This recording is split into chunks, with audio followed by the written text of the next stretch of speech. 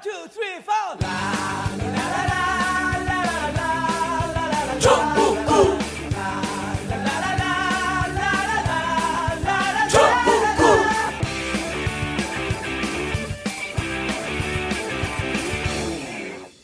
단 하나의 정통 정치 팟캐스트 정봉재 정국구 시작하겠습니다. 자, 오늘도 역시 최강욱 변호사 일정 때문에 그러면 맨날 바빠 그 인간은. 자, 땜빵 전문 이재하 변호사. 예, 안녕하세요. 이재하입니다. 예, 근데 사람들이 칭찬 많이 하대 이제 안 버벅거린다고. 아유, 버벅거리는 거에 원인을 찾았다.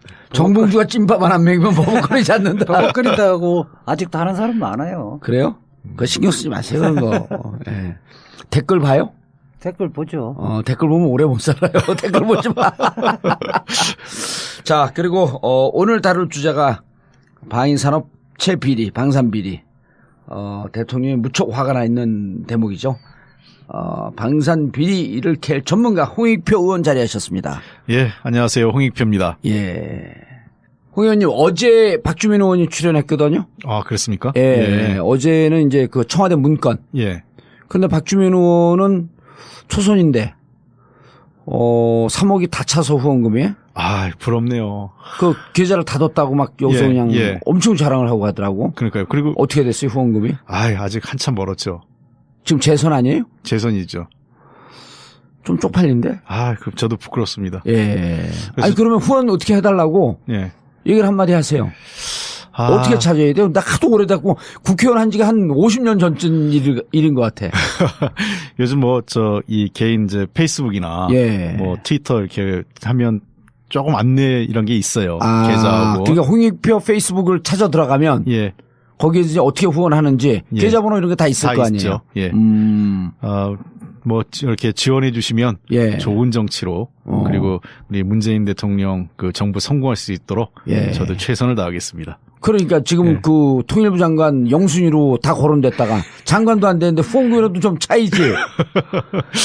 그런데 활동을 그렇게 잘하는데 왜 후원금이 안 들어오지? 별로 그 홍보를 안 하고 다녔어요? 제가 이렇게 그 읍소를 안 하니까 사람들이 이 사람은 다 찼을 거니 하는 경우도 있고. 그러면 안 돼요. 또 두 번째는 별로 어렵지 않아 보인다. 그래서 저도 사실 그렇지는 않은데.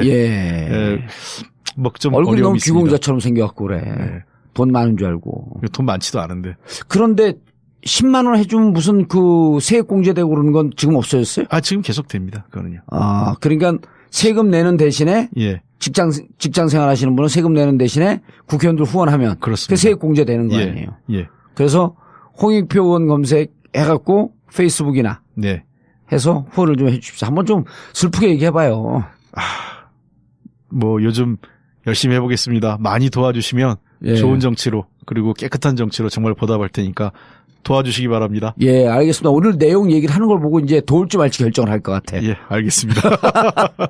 자, 전국구 쇼핑몰, 와이드몰 소식입니다. 와이드, WID 9.net 들어가면 와이드몰 있고요.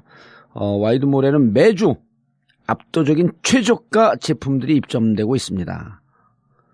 지난주에는 음식물 쓰레기 처리기 스마트 카라가 입점됐고요. 또 스웨덴 명품 가방 툴레 백팩.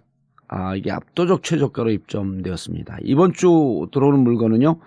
쇼앤 소파, 고급 통가죽 소파, 그리고 10년 무상 교환을 보장하는 톤트니 빨래 건조대. 아주 좋은 물건들 많이 들어와요. 어떻게 이 변호사님, 와이드몰에서는 어떻게 이런 최저가가 가능한지 잘 모르시죠? 그러니까 어떻게 그거 궁금하더라고. 검증한다고 그랬는데 어떤 시스템으로 하는 건지 궁금하더라고. 이미 타 쇼핑몰을 운영했던 한 5년쯤 운영했던 팀이 있습니다. 어디 쇼핑몰인지 다 알거든요. 우리 물건 이용하는 사람들 어디서 온 팀인지 다 알아. 그분들이 저하고 손을 잡고 8명인데 물건이 딱 들어오면 그 회사 찾아가고. 직접 찾아가요? 직접 찾아가요. 그다음 물건 써보고. 그다음 동영상으로 뚝쭉 촬영하고. 그럼 몇 개월을 검증을 해요. 그래서 검증이 딱 끝나면 이제 입점을 시키는데 왜 이렇게 싼 줄 아세요? 왜? 여기만 단독으로 보장을 해요. 독점. 다른 데 물건 안 넣고 우리도 들어오면 예를 들어 소파가 들어왔다. 그럼 다른 소파는 우리는 안 받습니다. 여기만 소파를 들여오게 해요. 예. 그래서 6개월 동안 독점 판매를 보장을 해줘. 그럼 이분들이 매출이 오를 거 아니에요. 네. 그럼 안정적으로 팔려 물건이. 그러면 굳이 여기서 수익을 높이 매길 필요가 없어. 그러니까 안정적 수익을 6개월 정도 보장을 해주니까 자기를 또 가격을 낮추는 거죠. 마케팅 비용 이런 게 들어갈 게 없거든. 전체 수입은 보장되는 거니까. 그렇죠. 한 번 들어오면 그래서 검증 절차 까다롭고 한 번 들어오면 아주 좋은 물건이고 들어오면 한 6개월 정도 안정적으로 판매할 수 있으니까 네. 비싸게 받을 이유가 없는 거예요. 그러니까 그게 고스란히 소비자한테 돌아가는 거죠. 그래서 와이드몰을 이용하면 이용할수록 생산자가 좋아져요. 판매자도 좋아지고 판매자는 우리 아니에요? 또 우리 여기서 수익이 남는 거를 갖고 전국구 네. 후원비로 쓰죠. 예. 그다음에 또 어디 누구 무슨 뭐 촛불을 한다 뭘 한다 그러면 우리가 또 거기도 후원하고 네. 좋은 데 나눠 쓰고 그래서 곧 여기서는 멋진 말이 있죠. 쇼핑이 후원이다. 그 생산자도 살고 그러니까 소비자는 싸게 살고 그래서 진짜 싸요 물건이. 좀 여기 가입했어요? 저는 아직 안 했는데 해야 되겠네. 내부에 저기 있구만. 그리고 지금 와이드몰 와이드9.net 와이드9.net 몰에 회원 가입하시는 분들은요 파인프라 제가 그 치약석은 괜찮은 것 같아요. 좋잖아요. 네. 그 이번에 제가 그 이태리 여행 가는데도 그 치약을 갖고 갔어요. 이태리 치약보다 좋아 이게. 뭐 이태리가 치약이 좋은 나라인지는 잘 모르겠지만. 그래서 지금 가입하시는 분들 여행용 키트를 드립니다. 파인프라에서. 와이드몰 이용하시면 소비자도 좋고 생산자도 좋고 그리고 판매하는 저희도 좋습니다. 새벽 2시에 깨어났나. 딱히 고민이 있어서 그런 건 아니다. 새벽 5시에 일어났나. 새벽 6. 아우, 이 인간이 잠도 못 자게 화장실을 들락거려. 남성 활력과 전립선 건강 하루 한 알로도 충분합니다. 소팔메토, 옥타코사놀, 아연, 비타민 A, D, E까지 하루 영양 기준치 100%를 꽉 채운 메가셀 남자의 활력.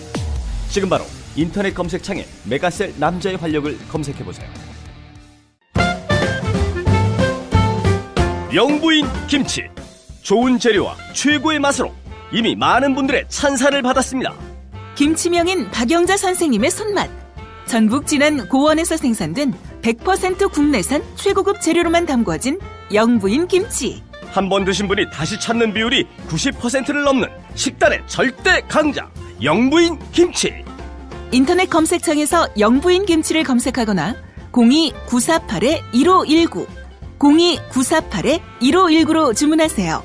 IMTV 마켓, imtv.or.kr, imtv.or.kr에서도 구매하실 수 있습니다. 영부인 김치.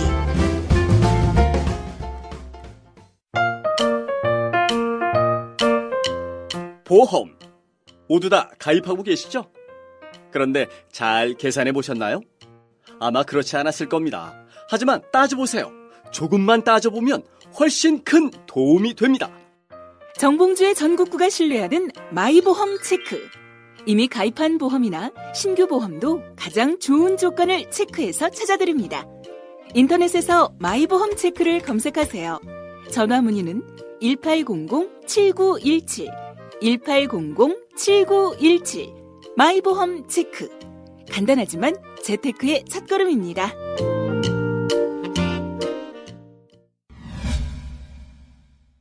방산비리.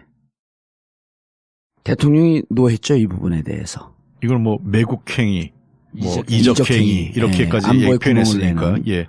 무척 그 우리 문재인 대통령님의 성정을 봤을 때 무척 높은 수준의 센 발언이죠. 예, 높은 수준의 경고음이죠. 보통 잘 아시다시피 그 우리 문재인 대통령이 약간 좀 그 표현 자체는 되게 유하게 하시잖아요. 그렇죠. 노무현 대통령하고 비교해 보면 확실히 그건 다른데 앞에서 사고 치는 사람이 있으니까 뒤에서 유하게 좀 다듬는 쪽이었었거든 역할이. 근데 이 방산비리 문제에 대해서는 후보 시절부터 이 문제는 굉장히 좀 그 엄중하게 보셨고 이번에 그래서 생각보다 센 발언을 하신 거죠. 저는 그 방산비리도 그렇고 적폐청산. 그건 이제 정치적 보복이라고 반대쪽에서 이제 문제 제기하는데 사실 좀 추상적인 표현이 많이 있거든요. 근데 국민들이 적폐청산이라고 하는 것을 촛불 마지막에 구호로 걸었어요. 네. 그 적폐청산이라고 하는 피켓이 나온 거 아니에요. 그리고 그것이 아젠다였고 슬로건이었고. 그럼 그걸 받아야지. 그렇죠. 사실 어려운 말인데 어려운 국민들이 말이죠. 다 알고 있으니까. 그럼요. 우리 국민들이 얼마나 대단합니까. 그리고 또 하나는 그 부분에 대해서 세게 얘기하는 거. 또 하나는 원전 문제에 대해서 단호하게 얘기하는 거. 난 그 세 개가 마음에 들어요. 근데 그 적폐 얘기 나오니까 되게 좀 아이러니한 게 있어요. 예. 적폐란 말을 우리 사회에 화두로 만든 사람이 누군지 아세요? 박근혜 전 대통령. 그러니까요. 예. 본인이 그 적폐란 말을 정치권에 그럼요. 들고 왔다가 적폐의 대상이 되는. 그럼요. 말 조심하라 그랬잖아요. 자, 지금 방산비리 무슨 위원회인가 이게 만들어진 거예요? 어떻게 된 거예요?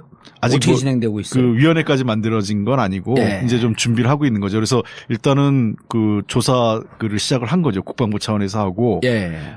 그게 아마 검찰까지 다 붙어서 조만간 이제 그 본격적인 수사에 착수할 겁니다. 예. 제가 예. 홍익표 의원님하고 김종대 의원 두 분 중에 누구를 부를까 고민하다가 누구를 모실까 하다가 기사를 딱 봤더니 김종대 의원은 역시 섹시하게 세게 나갔어. 네. 그리고 홍익표 의원님은 조금 이렇게 좀 절제된 듯한 발언인데 벼랑은 그쪽으로 확 실려가더라고. 듣고 있나 김종대. 이제 또 자기 얘기했다고 또 나하고 방방 뜬다고. 그런데 지금은 추정이죠 다. 아직 근거가 나온 게 있나요? 일부 확인된 건 있지만 예. 아직 뭐 우리가 늘 수사 단계에선 최종적인 범죄가 확인된 건 아니기 때문에 예. 일부 제보 그다음에 확인된 사실관계를 갖고 본격적인 수사에 지금 들어가 있는 겁니다. 검찰이. 검찰의 수사가 들어와 있고 예. 전체적인 골격을 어떻게 이해를 해야 되나요? KF와 관련된 게 하나 있고 지금 비리가 너무 많아요. 예. 그러니까 이게 이제 방산 비리라고 하면 예. 흔히 이제 그 방위산업 관련된 예. 비리지 않습니까? 그러니까 되게 이 유형을 보면 몇 가지 제가 유형을 좀 말씀드릴게요. 이게 하나는 이제 군사 기밀을 유출하는 게 있어요. 네. 정보를 유출해서 그걸 이제 군수업자들이 그걸 갖고 이제 미리 이 사업을 준비하는 거죠. 그래서 이런 군사 기밀을 제일 많이 유출한 사람이 있는데 최강욱. 그건 군의 범죄 사실을 유출시켰잖아. 그렇죠. 예. 그다음에 두 번째가 원가 비리가 있습니다. 원가를 조작하는 거죠. 원가 비리. 예. 예를 들면 지난번에 뭐 예를 들면 뭐 무슨 그 USB를 뭐 몇만 원에 구입했다 막 이런 얘기 한번 나온 적이 있었잖아요. 예. 그러니까 뭐 2,000원, 1-2,000원짜리를 만 원에 구입하거나 이렇게 해서 이제 원가를 조작해서 원가 조작. 예. 이 국민 부담을 부풀리는 이 원가 조작이 있고요. 세 번째가 이 공문서 위조 형태가 있습니다. 공문서 위조하면 예를 들면 시험 성적서를 조작하는 거죠. 이번에 대표적인 문제가 된 게 이제 수리온 같은 그런 거죠. 수리온. 헬기. 예. 헬기 사업 같은 경우 이게 분명히 부적격인데 성적서를 조작해서 적격 판정을 내려주는. 이게 이제 공문서 기사가 위조. 지금 제일 많이 나온 거죠. 수리온이. 그렇죠. 이름도 참 희한해요. 수리온이 뭐예요? 수리온은 계속 수리 중이라는 뜻 아니에요? 아니 이게 뭐 아재 개그가 섹시했어. 뭐 겨울에 뭐 하여튼 유리가 얼고 예. 또 물도 새고 뭐 그런다는 거 아니에요. 무슨 종이배 띄었어요? 예. 그다음에 이제 네 번째 형태가 군수품 부실 획득입니다. 이거는 이제 소위 얘기해서 불량품을 구입하는 형태죠. 아예 처음부터. 이거는 저거하고 좀 비슷하네. 그 원전에서 원전 마피아들이 중간에 부품을 사는데 중고로 싹 페인트 칠해갖고 새 것처럼 둔갑시키는 거. 그렇습니다. 뭐 그리고 예를 들면 볼트 너트를 기준치에 적합하지 않은 거를 불량품을 구입해서 그냥 꽂아놨는. 그런 것도 있어요? 그럼요. 그 지난번에 그 원전에도 그런 문제가 생겼어요. 옛날. 맞아. 그래갖고 거기가 새고 그랬었지. 예. 그다음에 이제 우리가 잘 아는 군수품 납품 비리가 다섯 번째입니다. 군수품, 군납 비리. 그렇습니다. 그러니까 이것도 역시 이제 이 짝퉁업 뭐 제품이나 이런 것들. 그렇게 하면 짜웅해서 그렇게 하고 보통 이제 약간 그러니까 일반 업체들이 입찰에 참여 못하게끔. 그게 이제 여섯 번째 유형이에요. 여섯 번째가 특정 업체의 유착, 편의 제공. 그러니까 아예 처음부터 이제 경쟁 단계에서부터 특정 업체에 몰아주기가 있는 거죠. 사실상 수의계약을 하는 거지. 형식은 입찰을 형식을 하지만은 사실상 수의계약으로. 그래 이제 이게 이제 도리어 이제 소위 그 전관예우가 여기에 관련된 거죠. 뒤로 갈수록 커지네. 단위가. 그래서 이제 제가 얘기하는 이제 그 유형이 되게 6가지가 이 방산비리 유형입니다. 예. 근데 이게 어느 것 하나 이렇게 가볍게 넘길 수 있는 게 아니잖아요? 그리고 이게요, 한 가지만 걸려있는 게 아니라 다 그 중첩돼서 나타납니다. 그러니까 공문서 위조를 하고 특정 업체를 밀어주고. 그렇죠. 그러니까 이게 그 복합적인 비리 유형인데 되게 이제 한 가지만 걸리는 게 아니라 한 2가지 내지 3가지가 같이 맞물려 있게 비리 조사해 보면. 야, 그런데 이게 진짜 그 문재인 대통령 이게 그 후보 시절에도 이 얘기를 했나요, 많이? 아, 이거 굉장히 엄하게 얘기 많이 하셨어요. 그러니까 사실은 이 방산비리 문제가 지금 나온 게 아니잖아요. 박근혜 정권에서도 계속 문제됐었죠. 그렇죠. 더 올라가서 우리가 사자방. 그렇죠. MB 정부 때부터. 예. 그러니까 이제 MB 정부 때부터 소위 사자방에서 4대강, 자원외교, 그다음에 방위산업 비리, 방산비리죠. 그래서 사자방이라고 이미 네임이 붙여진 거 아닙니까? 그렇죠. 그게 19대 때부터 있었던 거예요. 그럼 19대 때 이 사자방 비리 조사하려고 그랬는데 4대강 들어가지도 못했고 방위산업도 조사도 못했잖아요. 그랬죠.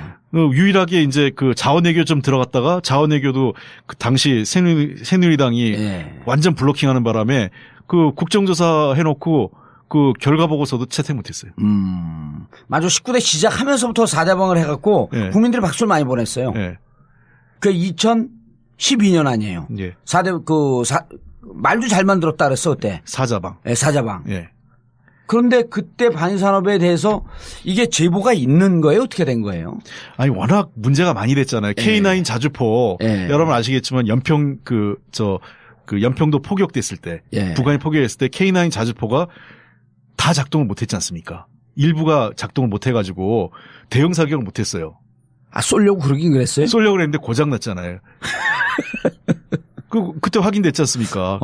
우리가 그때 총 9문인가 있었는데 그 중에서 포 2개인가 3개가 작동이 안 됐어요. 그리고 우리 전차. 흑표인가 그 전차 있지 않습니까? 흑표.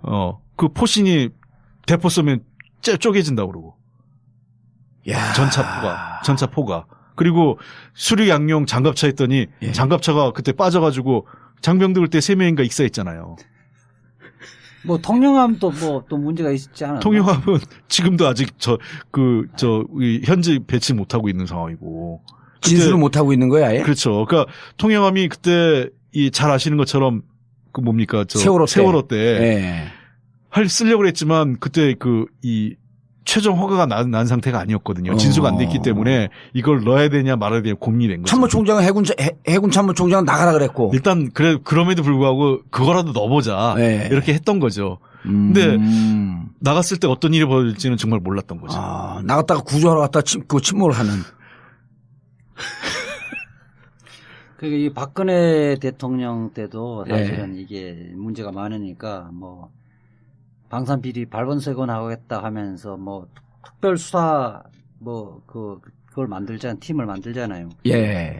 방산비리 합수단 이렇게 만들었었는데 형식적으로는 뭐 기소도 많이 하고 구속도 많이 시켰는데 이 문제가 전혀 건절이 안 되고 물론 기소됐던 사람들이 우두머리들은 거의 다 무죄 나온 것 같아요. 자, 이 유형인데 어디서부터 접근을 하는 거예요? 예를 들어 갖고 이제 우리가 간헐적으로 기억하고 있는 것은 한국형 전투기, 그 전투기 수입, KF 프로젝트인가 그랬었죠, 그게. 그런데 이명박 정부 말에 KF 그 프로젝트를 하려고 그랬더니 박근혜 당시 후보가 놔둬라. 그건 차기 정부에서 하겠다. 그래서 우리가 그때 뭐라고 조롱했냐면, 야, 니네 많이 뜯어먹었으니까 그건 우리 먹을 거로 좀 놔둬. 그렇죠. 이렇게 얘기해도 사실 어디서도 명예훼손이나 뭐 이런 거로 걸지를 못했거든. 그러니까 나중에 두고 보니까 그게 사실이었단 말이에요. 그러니까 지금까지 방산비리라고 할 때는, 그러니까 특히 무기도입과 관련된 비리는 권력의 최고 핵심부하고 연관이 되어 왔어요. 그러니까 우리가 소소하게 무슨 이 군납비리 있잖아요. 뭐 피복이나 신발, 뭐 전투복이나 이제 군화 이런 비리는 그냥 상시적으로 이렇게 짬짬이 구조에서 일어나는 거고. 별 몇 개짜리들이 왔다 갔다 하면서.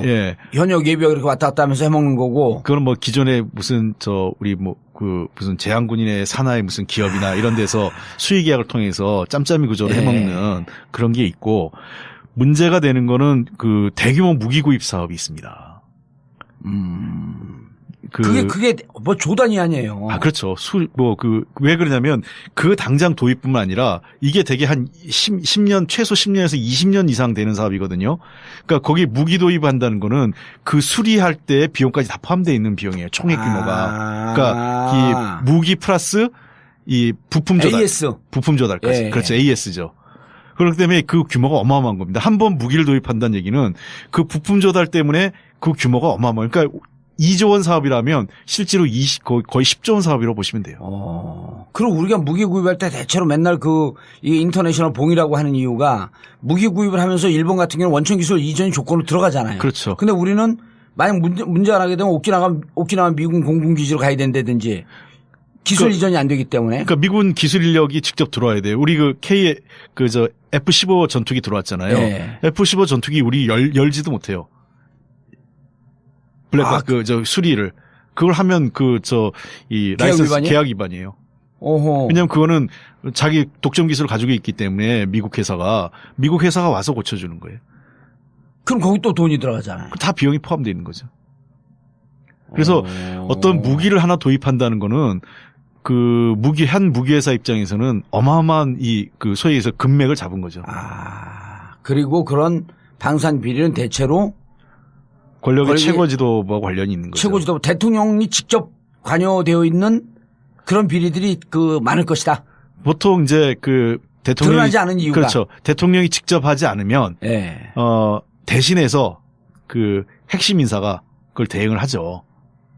그래가지고 통상적으로 리베이트라고 얘기하잖아요. 리베이트가 10%냐 5%냐 이런 게 아예 한번 기회가 되면 누굽니까? 린다킴 한번 불러보세요. 지금 구속돼 있어요. 홍성규 교도소에. 그러시구나. 얼마 전에 1년 확정됐대. 확정됐어요? 네. 홍성 여자 사건가 있어요. 마약. 그렇죠. 마약이었죠. 마약 관련. 거기는 관행대로 이거는 몇 프로 이런 거는 그러니까 무기 규모나 또는 무기 대상 종류에 따라서 이거는 몇 프로 이게 아직 리베이트 구조가 전 세계적으로 있어요. 야, 그럼 2조면은 우리가 보통 무기 얘기하면 5조, 8조 막 이렇게 되는데 8조만 돼도 10%는 8천억이에요.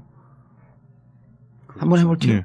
5%만 돼도 4천억이고요. 그러니까 그게 이제 짬짬이 구조로 돈이 다 들어가는 거죠. 어마어마하네. 아니 그게 딱 그렇게 리베이트가 결정이 돼 있어요? 우리 친척 중에 그전에는 우리가 무기가 지금 이제 박근혜 정부 들어오면서 거의 무기 구입을 로키드 마틴사로부터 거의 독점적으로 들어왔단 말이에요. 그래갖고 실질적으로 이명박 시절에 비해서도 지금 참여정부 시절에 비해서도 100배니 200배니 이런 수치가 나오는데 우리 친척 중에 하나가 아시아 책임자였었어요. 보잉사. 근데 보잉사는 무기도 만들고 민간 항공도 만들고 그래갖고 포트폴리오를 하잖아. 근데 로키드 마틴사는 그냥 오로지 무기만 생산하거든. 로키드 마틴사 같은 경우는 우리나라 무기 팔자는 부돈 안 되는 거예요. 우리나라에. 그런 거죠. 근데 우리 친척이 보잉사 있고 보잉사가 점점 이게 매출이 주니까 아시아 지부가 한국에 있었는데 그거로 철수하더라고. 왜냐면 로키드 마틴사에 다 뺏겨버리니까. 지금 로키드 마틴이 굉장히 위기예요. 그래서 이 사드 때문에 지금 망하게 생겼거든요. 그러니까 사드도 재고 처리라는 게 그래서 나온 거 아닙니까? 사드 때문에 망하게 생긴 게 뭐예요? 사드가 지금 워낙 고가인데 미국 사는 나라가 없잖아. 사는 나라가 없죠. 그리고 미국이 지금 이미 전략을 바꿨어요. 그러니까 이렇게 보시면 돼요. 그러니까 미국의 군수 산업의 이 역사를 보면 천문학적 비용을 감당하기 어려워서 계획이 바뀝니다. 그러니까 예를 들면 SDI 구상이라고 기억나십니까? 레이건 정부 시절에 그렇죠. 스타워즈 계획이라고요. 예. 그래서 그 당시에 이제 레이건 정부 시절에 러시아 그 당시 구소련이죠. 구소련이 핵무기를 쏘면 우주정거장에서 쏜다는 그래서 우주정거장에서 몇 대 맞고 내려오는 것도 맞고 이렇게 해서 3단계에 걸쳐서 다 이거를 원격 차단한다 했는데 레이저로 쏜다 그랬잖아요. 그렇죠. 거짓말. 우주에서. 근데 그게 비용이 천문학적 비용이고 이루어지지 않으니까 중간에 포기합니다. 너무 비용이 많이 들어서 이거 당시에 쌍둥이 적자에서 레이건 정부의 재정 적자하고 무역 적자가 너무 심해지죠. 그러니까 국가 경제가 망한 겁니다, 사실. 레이건 정부 시절에. 그래서 그게 현실화된 버전이 바로 MD 계획이에요. 그러니까 미사일 디펜스. 그렇죠. 예. 우주에서는 막는 게 아니라 떨어지는 걸 막자. 예. 고고도에서. 그래서 이제 비용을 좀 현실화한 거죠. 아하. 그래서 그걸 쭉 지금까지 했는데 이것도 이제는 안 되겠다는 거죠. 예. 왜 그러냐. 그러니까 상대가 10만 원짜리 쏘는데 여기는 1억짜리로 만든다고 생각하시면 돼요. 그러니까 이 비용의 계산이 감당이 안 되는 거죠. 생각해 보십시오. 북한이 그 별로 안 비싼 미사일을 하나 쏘는데 그거 예를 들면 북한에서 쏘는 거는 한 10만 원, 100만 원짜리 쏘는데 그걸 막기 위해서 1억짜리, 10억짜리로 쏘는 게 이게 비용이 감당이 안 되잖아요. 그래서 미국은 뭐냐 이제 최근에 전략이 바뀐 게 원점 타격으로 자꾸 바뀌는 겁니다. 그러니까 사전에 그거를 제거해내는 쪽으로. 그러니까 사드를 막는다는 거는 국가 방위비 분담을 해낼 수가 없다. 이렇게 보는 거죠. 그럼 이게 사드도 이제 트렌드가 좀 밀리는 거네? 그렇죠. 이건 미국이 이미 그 방위 전략이 바뀌는 거예요. 그러니까 사드에서도 바로 빼고 GBI도 안 되는 거 아니에요, 그러면? 그렇죠. 그러니까 근데 저걸 어떻게 해야 되냐. 처리해야 될 거 아니에요. 텍사스에 처박혀 있던 사드를 어떻게 해야 될 건가. 그래서 그걸 간절히 원하는 박근혜 정부 한국으로 보내준 거죠. 그래서 그 방산 비리라고 하는 게 저변에 깔려 있었던 거네. 사드라고 하는 게. 그럼요. 그러니까 많은 분들이 오해하는 게 사드 얘기를 좀 더 하면 재밌는 게 국방부가 우리가 했던 얘기를 했어요. 한민구 장관이. 처음에 그 사드를 배치한다고 했을 때 우리가 반대했던 이유가 뭐냐면 아니 누가 그 사드를 우리한테 쏘냐. 북한이 미국 대륙간 탄도미사일을 한국에 떨어뜨린다는 거는 거의 고고도를 거의 90도에 가까운 고각으로 쌓이게 서울에 떨어질 거 아니에요? 그렇죠. 그랬더니 그때 국방부 한민구 장관이 뭐라 그랬냐면 군은 모든 가능성에 대비해야 됩니다. 이렇게 얘기했어요.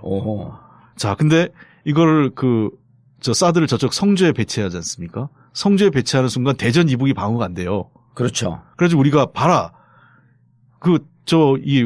우리 국민의 경제력의 50%가 있는 수도권이 방위가 안 되는데 그거를 왜 배치하냐. 그랬더니 원래 북한이 이미 이 수도권은 장사정포의 사정거리이기 때문에 대륙간 탄도미사일 쏘지 않는다는 거예요. 탄도미사일을. 그러니까 우리가 했던 얘기를 이제 지금 국방부가 하는 거 아닙니까? 예.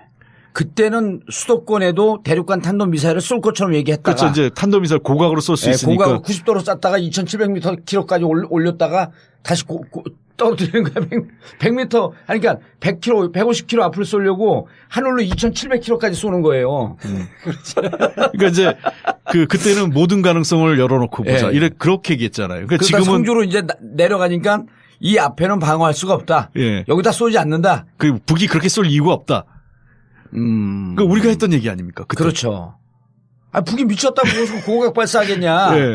필요 없다 그랬더니 그때 가능성을 열어놓자. 그런데 이제 성주에 해놓고 그거 봐라 이거 방해 못하지 않냐 그랬더니 북은 애당초 거기에 쏠 생각이 없었습니다. 그러니까 서울에 발사하려면 89도로 발사하고 성주에 발사하려면 87도로 아니 88.5도.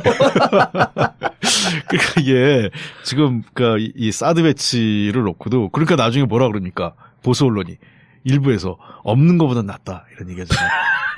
그러니까 1조 5천억이나 2조 원 그렇죠. 되는 거를 들여다놓고 없는 것보다 낫다. 말이 안 되는 얘기죠. 그러니까 옷 같은 경우도 잘 안 팔리는 거는 창고 대방출하는 거는 땡처리 하잖아요. 땡처리하면 1% 가격에 맞아요. 소비자 가격 1% 가격에 팔아갖고 그 사람들이 한 5% 가격으로 소비자에게 팔거든요. 그 가격이 어떻게 나오는 건 줄 알아요? 그걸 통으로 해갖고. 그래, 건수로 다 알잖아요. 통으로 해갖고 중국으로 보내는 택배비보다 싸게 팔아야 돼. 그래서 보면 옷을 킬로그램에 달아서 이렇게 팔잖아요. 근데 그러니까 사드도 그렇게 땡으로 들어온 이거는 거야. 한 거는 이제 제대로 자기들 제가 받은 거지. 그렇죠. 뭐 아직은 이제 미국 돈으로 하겠다고 하니까. 그러면 이제 공짜 같죠? 아니에요, 그게. 아까 방산 비리에 뭐가 있었습니까? 애프터 서비스가 중요하다고 그랬잖아요. 저게 어느 순간 우리한테 넘어와요, 운영이. 맞아요. 그러면은 수리 위지를 우리가 해야 될 거 아니에요. 한 전시작전권 넘어오는 거 아니야. 그렇다 하더라도 저것도 이제 넘겨주려고 할 거예요, 미국은. 그럼 벌써부터 보수 진영에서 이거 하나 갖고는 성주밖에 이 디펜스가 안 되니까 평택에 놔야 된다, 여기 놔야 된다, 선역에 놔야 된다는 얘기가 벌써 나오잖아요. 그렇죠. 그리고 몇 개 놔야 되고, 그 다음에 또 핵심은 뭐냐면, 저게 사드가 한 개 포대가 그 발사기가 6개, 8개의 미사일을 포함한 1개가 8개 미사일에서 48발이잖아요. 68, 48. 예. 그 미사일이 되게 비쌉니다. 그러니까 저걸 파는 거예요. 그러니까 우리 그렇게 보시면 돼요. 그러니까 잉크젯 그 프린터 팔 때 프린터는 가격이 별로 안 나는데 잉크가 비싸잖아요. 잉크가 비싸죠. 잉크를 계속 사야 되잖아. 그렇죠. 저게 미사일이라는 거는 이 한도가 있어요. 올해 일정 기간이 되면 폐기하고 새로 사야 돼요. 아, 부식이 되나 그게 또? 그렇죠. 사용 연한이 있어요. 맞아. 그 액체 연료, 고체 연료로 점점 바꾸는 이유가 액체 연료는 북한의 미사일도 액체 연료는 일정 몇 개월 지나면 다 부식해갖고 못 쓰게 되거든. 예. 그리고 개봉하는 순간, 그러니까 개봉을 안 하고 있거나 개봉하면 해야 되고 또 그리고 시스템을 점검하려면 가끔 시험 발사도 해봐야 될 거 아니에요. 발사해야 되잖아. 동양원에다가 좀 쏘고 그래야 될 거 아니야. 그래서 맞춰보기도 하고 그런 그 작전 운영을 해야 실전에 쓸 거 아닙니까? 그렇게 해서 소비를 하는 거예요. 미사일을. 그러면 미사일 또 사야 되지 않습니까? 그런 비용을 어떻게 할 거냐? 그런 비용은 나중에 최소한 우리 그 주한미군 분담금에 포함시키겠죠. 그럼 사실상 그 록히드 마틴은 미사일을 파는 거예요. 남북 간은 계속 대치 상태에 있어야 되고. 그렇죠. 북한이 미사일 시험 발사해 준 게 제대로 고맙겠네요, 그럼. 그렇죠. 고각으로 쏘질수록 고마운 거죠. 초기 가격을 우리가 안 되다 하더라도 그 방산업체에서는 미국 국가가 사줄 거 아니에요. 자기들은 그냥 공짜로 주는 게 아니지. 그렇지. 예. 그렇죠. 그걸 저거를 그 소파 협정에 따라 갖고 주한미군 방위비 분담금에다 넣는 순간 눈덩이처럼 커지는 거예요. 지금 저기 빠져 있거든. 빠졌고 우리가 지금 1조가 좀 안 되는 비용을 내고 있는데 사드까지 포함시킨 상태에서 방위비 분담을 하자. 이번에 갖고 우리가 뭐 계산 잘했잖아요. 간접 비용 내는 거, 토지 무상 공유하는 거 쭉쭉 계산하면 우리가 한 3조 내지 4조 정도 된다. 그러니까 그 백악관에서 아주 모범적인 동맹 관계다. 라고까지 얘기했는데 사드를 한 2포대 정도 넣어. 그럼 실질적으로 이게 뭐 한 4조쯤 되잖아요. 그걸 또 방위비 분담인데 니네가 70% 내라 그러면 3조로 쭉 올라가는 거야. 그래서 우리 분담 비용이 다 들어가는 거고 결국 우리가 살 수밖에 없는 거예요, 저게. 예. 어떻게든 뭐 우리가 사든 아니면 우리가 비용 대부분을 언젠간 부담하게 될 거예요. 그렇죠. 우리 땅에 있는 거니까. 자, 이걸 뭐 좀 아까 오늘 주제가 약간 벗어난 거긴 하지만. 아니, 좋아요. 이게 뭐 사드 얘기하면 우리는 늘 좋아. 김종대가 그러잖아. 사드 공짜인 줄 알았더니 왜 사드인 줄 아냐. 그래서 왜 사드냐니까 사드세요. 그래서 사드. 인간도. 그래서 이게 방산비리 문제가 이게 어마어마해요. 그러니까 단위가 커요. 기본적으로. 단위가 크니까 예컨대 참모총장 선에서 혼자서 해먹기는 어렵다는 거지. 어렵지. 그러니까 최고 권력자하고 대통령이 참여정부 5년 동안 청와대에 있었고 그다음에 지난 12년서부터 16년까지 또 국회에 있었잖아요. 네. 그때 당의 주요한 전략이 사자방이었고 그 4대강 이번에 뭐 이제 감사원에서 한다 그랬고 자원외교도 또 감사를 해야 된단 말이에요. 방위산업은 어찌 보면 군 개혁과 또 직결되어 있잖아요, 이 문제가. 그렇습니다. 이게 소위 군피아 얘기 나오는 게 그런 거 아니겠어요? 그렇죠. 그러니까 지금 전직 장성들이 대부분 방산비리에서 연계가 있어요. 물론 뭐 일부는 좀 긍정적인 측면에서 해외 수출 뭐 한다고 그러지만 그거보다는 거의 대부분이 외국계 기업에 들어가서 아니면 그 중간에 대리 회사에 들어가서 자문으로 들어가는 그런 거죠. 그래서 국내 그 무기 도입 과정에서 자문을 하는 겁니다. 그 왜 어떤 자문을 하겠어요? 짬짬이 구조를 만들어 주는 거죠. 내 후배 중에 누가 이거 무기 구입 그 파트에 들어가 있으니 걔하고 내가 연결시킬 테니까 당신들이 그쪽에다 판매를 해라. 그리고 제일 핵심이 아까 얘기했지만 그 정보 획득이죠. 정보 획득. 그럼요. 아하. 그게 이 전직 고위장성들을 이 방산회사에서 자문받는 가장 핵심이 그겁니다. 그러니까 무기 구입을 어떤 걸로 하려냐. 그다음에 포인트가 뭐냐. 그러니까 즉 똑같은 무기를 구입할 때도 예를 들면 헬기를 구입할 때 헬기의 특성에 따라서 강조점이 있을 거 아닙니까? 예를 들면 산악전에 대비한다든지 대전차 그 작전에 효율성이 있어야 된다든지 무기 구입할 때 목적이 뚜렷하거든요. 왜냐하면 북한의 무기 체계에 대응하는 거기 때문에 그거를 미리 획득하면 무기를 입찰할 때 자기의 강조점을 쓰는 거죠. 그러니까 이건 우리 군이 획득하려는 무기의 핵심이 예를 들면 대전차 헬기라고 치죠. 북한의 대전차 공격에 대비하기 위한 거다라고 할 때 그거를 강조점을 갖고 입찰을 계약서 원서를 제출하는 거죠. 그러면 훨씬 유리한 거죠. 그리고 그 정보를 캐내는 거는 군에 있는 현역으로 있는 후배 장성들. 네. 이 사람들에게 야 이번에 무기 구입하는데 포인트가 뭐야? 그럼 이제 군 장성들은 그 기밀을 빼주는 것을 군사 기밀 유출이 되는 거죠. 그런 거죠. 방산비리 한 축이 되는 거죠. 그런 거죠. 그렇게 이미 해서 이미 적발돼 가지고 수사받거나 이 실형받은 사람들도 있어요. 아까 그래서 제가 대표적으로 정보 유출 이 얘기를 했지 않습니까? 군사 기밀 유출. 그렇죠. 그래서 그런 정보를 예를 들면 크게 보면 두 가지인데 하나는 무기 도입 계획을 알려주는 거. 두 번째는 무기를 도입하려고 할 때 그 무기의 그 특장점을 우리가 원하는 어디에다 포인트를 맞추고 있는지 우리가 원하는 우리 군 당국이 원하는 무기의 장점을 미리 알려주는. 그러면 그게 완전히 불공정한 이 경쟁이 되는 거죠. 그러니까 정관 비리는 법조 비리에서만 있는 줄 아는데 사실은 법조 비리면 빙산의 일각이네. 껌값이야 그거는. 그렇죠. 사실은 제대로 된 지금 정관 예우는 이런 데 다 있는 거. 방산업체들이 고위 장성들 퇴역하면 다 이렇게 뭐 고문이니 뭐 등등으로 다 영입하잖아요. 예. 영입하는 이유가 이 로브하기 위한 거 아니에요. 아니 예를 들어서 부장검사, 검사장 이런 사람들은 기껏 자꾸 나가갖고 뭐 하냐면 1년에 수임료 이제 나중에 검찰총장 추천될 때 낙마하는 이유가 1년에 수임료 한 228억 받았다, 30억 받았다. 그게 뭐냐 하면 검찰의 내사에 걸려있는 대기업들. 그 기소하지 않고 빼주는 거거든요. 자기 그렇죠. 후배들한테 얘기해서. 선익이 안 내고 전화 변론을 해서. 전화 한 통화했고 야 이거 하지 마라. 그리고 이제 그 회사에다가는 당신들 지금 내사 들어온다. 그렇게 해갖고 1년에 해봐야 이제 뭐 몇백억씩 버는 사람인데 요즘 그게 없어졌잖아요.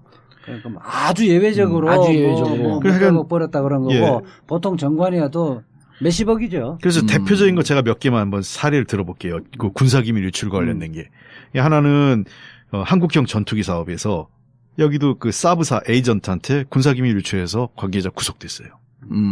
그리고 그 잠수함 사업 이것도 군사기밀 유출해서 여기는 이제 독일 HDW 중개업체인데 여기 또 관련된 자가 구속됐고. 그 현역 군인들이 다? 현역 군인도 있고 사업자도 있고 같이 연계돼 있습니다. 이런 거는.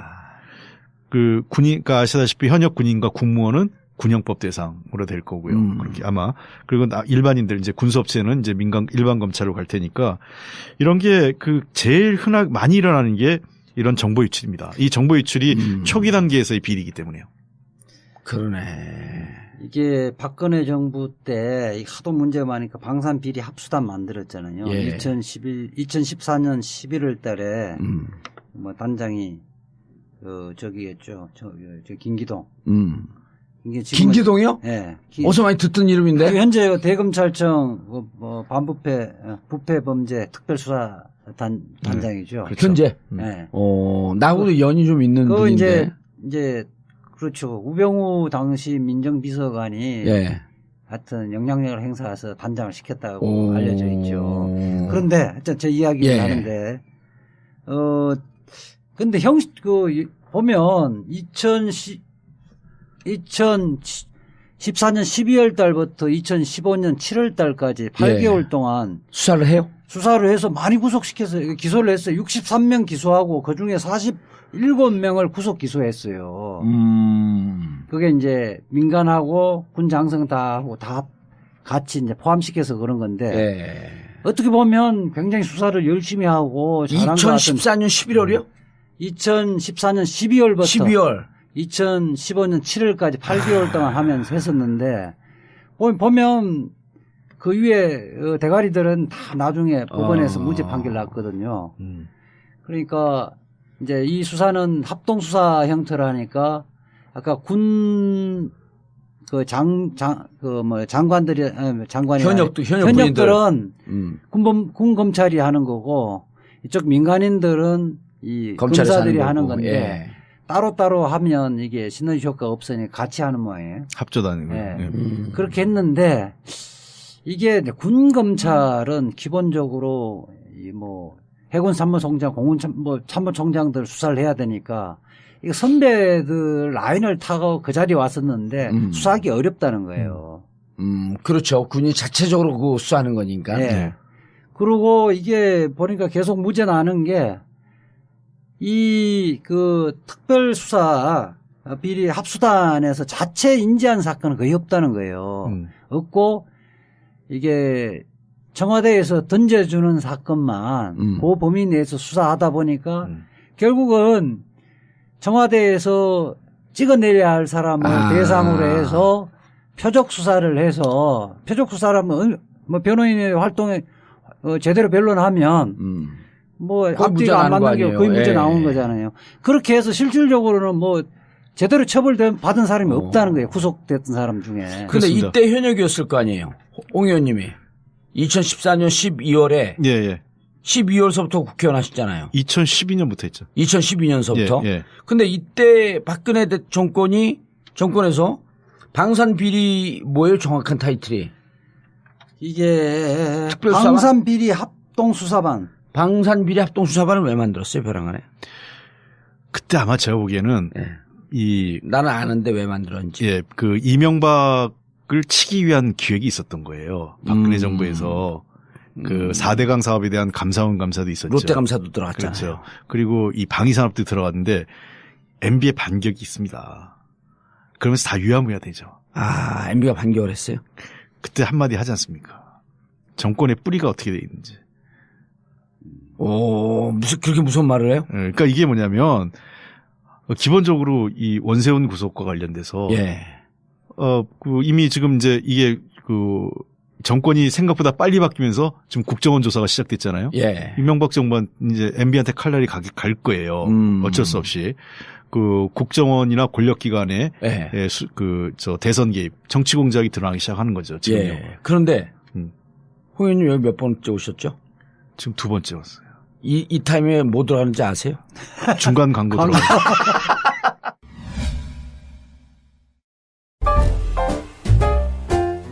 결혼. 아직도 인생에 딱 한 번이라면서 쓸데없이 사치스러운 결혼을 준비하시나요? 결혼식, 거품을 걷어버리세요. 청담동 벙커에서 이루어지는 반값 하우스 웨딩. 아름답고 우아한 추억과 품격은 유지하면서 만족감은 2배로 올렸습니다. 최고급 수준의 결혼에 반값 결혼식. 이미 벙커에서 결혼식을 한 커플들과 가족, 주위 친구, 친지들의 만족감이 최고 수준입니다. 세련된 청담동의 실속만점 결혼식. 새 인생을 폼나게 시작할 것을 추천합니다. 벙커 하우스 웨딩. 문의 02542-7764 02542-7764 책임지겠습니다.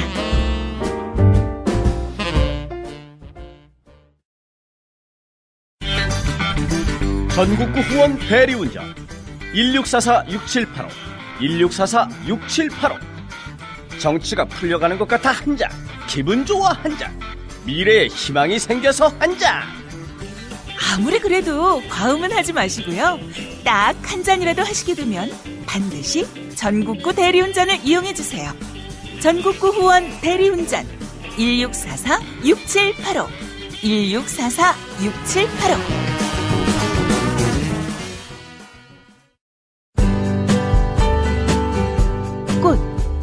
우리 주위에서 행사가 많은데 막상 꽃을 써야 할 때 어디서 사야 할지 잘 몰라서 당황하는 경우가 많으시죠? 꽃도 좋고 사는 보람도 있는 좋은 사람과 플라워. 전화번호를 입력해 두시면 반드시 도움이 될 겁니다.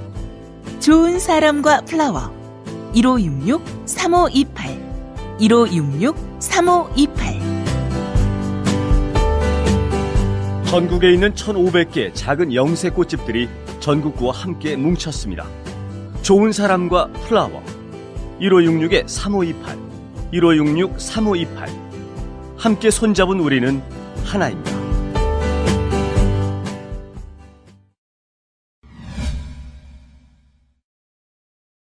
자, 그 국정원에서 지금 TF가 만들어졌잖아요. 지금 우리 서훈 원장이 지금 조사해서 그러니까 지금 저쪽이 난리 났잖아요. MB 쪽이 난리 났어요? 자유당이 난리 났지 않습니까? 이거를 근데 이제 좀 조심스러운 거죠. 뭐가 막 튀어나오니까. 아하.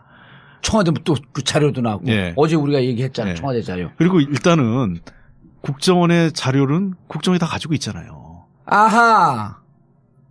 자기들 대선 댓글 게임 어떻게 하는지 다 아네. 다 알고 있는 거고요. 그리고 원래 저게 정권이 작년에 바뀌었으면 예. 원래대로 이제 아니 올해 바뀌고 정권이 내년 3월에 바뀌잖아요. 예. 그 내년 2월 말에. 그때까지 다 정리했을 그러면은 텐데. 그게 되는 거예요. 그러니까 그게 끝나는 공소시효가. 국정 댓글 개입이요? 그래. 다 끝나요. 오. 이 선거법 위반이 다 끝나는 겁니다. 그렇죠. 선거법은 6개월이니까 원칙적으로 공소시효는. 예. 다 끝나요. 그 근데 조사. 대통령이 되면서 중지가 됐잖아요. 그렇게 되는 거 아니야? 공소시효 중단은 되는데. 아니, 본인 대통령은 몰라도 그 나머지 수사 사건들은 다 이제 그 끝나버립니다. 종료됩니다. 5년인가에. 예. 그러니까 2012년에 시작된 수사가 그냥 다 끝나버린 거예요. 근데 생각보다 6개월이 빨리 정권이 교체됐잖아요. 그래서 이게 그 조사가 가능하고 기소가 되는 거예요. 금년 연말까지. 그러니까 그때 관련된 여직원, 국정원 여직원. 아, 국정원법에 그 적용이 되나 보지? 아, 국정원법 위반 같은 경우는 지금 공소시효는 많이 남아있죠. 선거법만 단기선, 예. 그 공소시효고요. 국정원법은 공소시효가 꽤 길죠. 그래서 요 문제가 지금 불거지는 겁니다. 이 6개월의 갭이. 근데 이제 지난번에 박근혜 정부 시절에 진짜 치려고 했어요. 그 자원 비리도 감사원 감사를 왜 했겠어요? 감사원 감사가 박근혜 정부 들어와서 하면서 기조가 바뀌어요. 조금씩 하면서 부실하고 이게 문제가 있다는 걸 바뀌어갑니다. 예. 아니, 그 4대강도. 4대강도 그렇고요. 그 이명박 정부 시절에 한번 하는데 그때 유야무야 끝내고 이명박 정부 마지막에도 살짝 문제가 있던 쪽으로 방향이 틀리고 박근혜 정부 들어와 갖고는 이게 그 문제가 있다라는 쪽으로 감사 결과가 나온 것도 3번을 해갖고. 그렇죠. 그 자원 얘기도 똑같아요. 방산 비리는 사실은 이제 저렇게 하다가 그것도 이제 유야무야 된 거죠.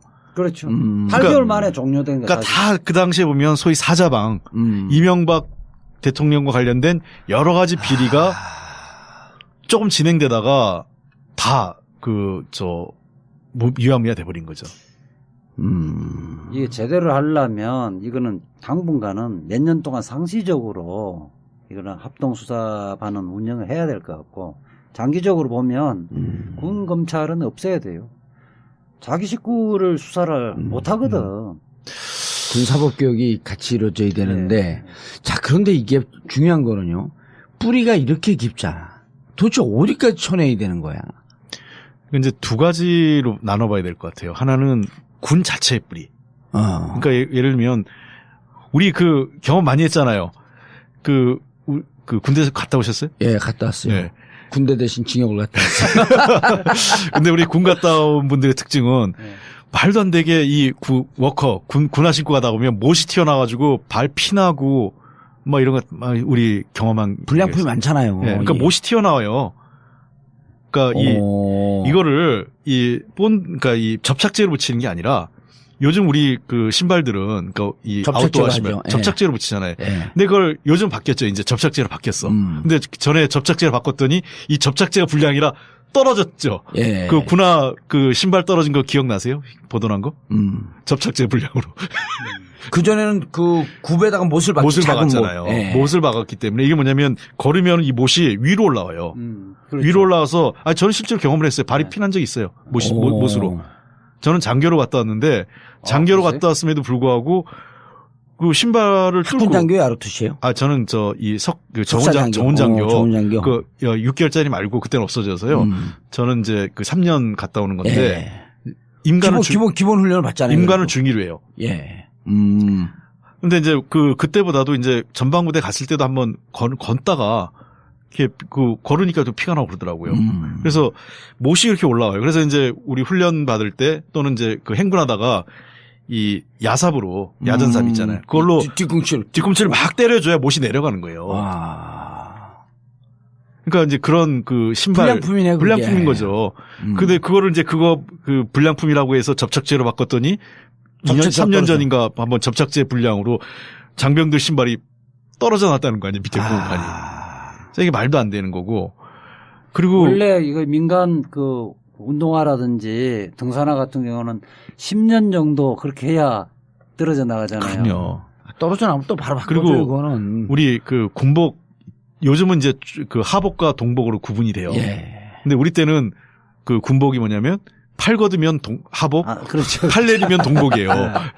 그래서 참 제가 군복에 대한 추억은 아마 여기 나중에 들으시는 분들, 시청자들 불안했던 사람들 많아요. 이렇게 얘기하실 거예요. 정말 군복처럼 여름에 덥고 겨울에 추운 옷이 없어요. 여름에는 바람이 안 통하니까 덥고. 지금도 그렇게 되나? 요즘 거는 조금 나아졌다 그래요. 하복 동복으로 바뀌어요. 하복 동복으로 바뀌었어요. 이제는. 그것도 한 몇 년 전에 바뀌었는데 여름에는 바람이 안 통하니까 덥고 겨울에는 이게 옷에 온기라는 게 없어요.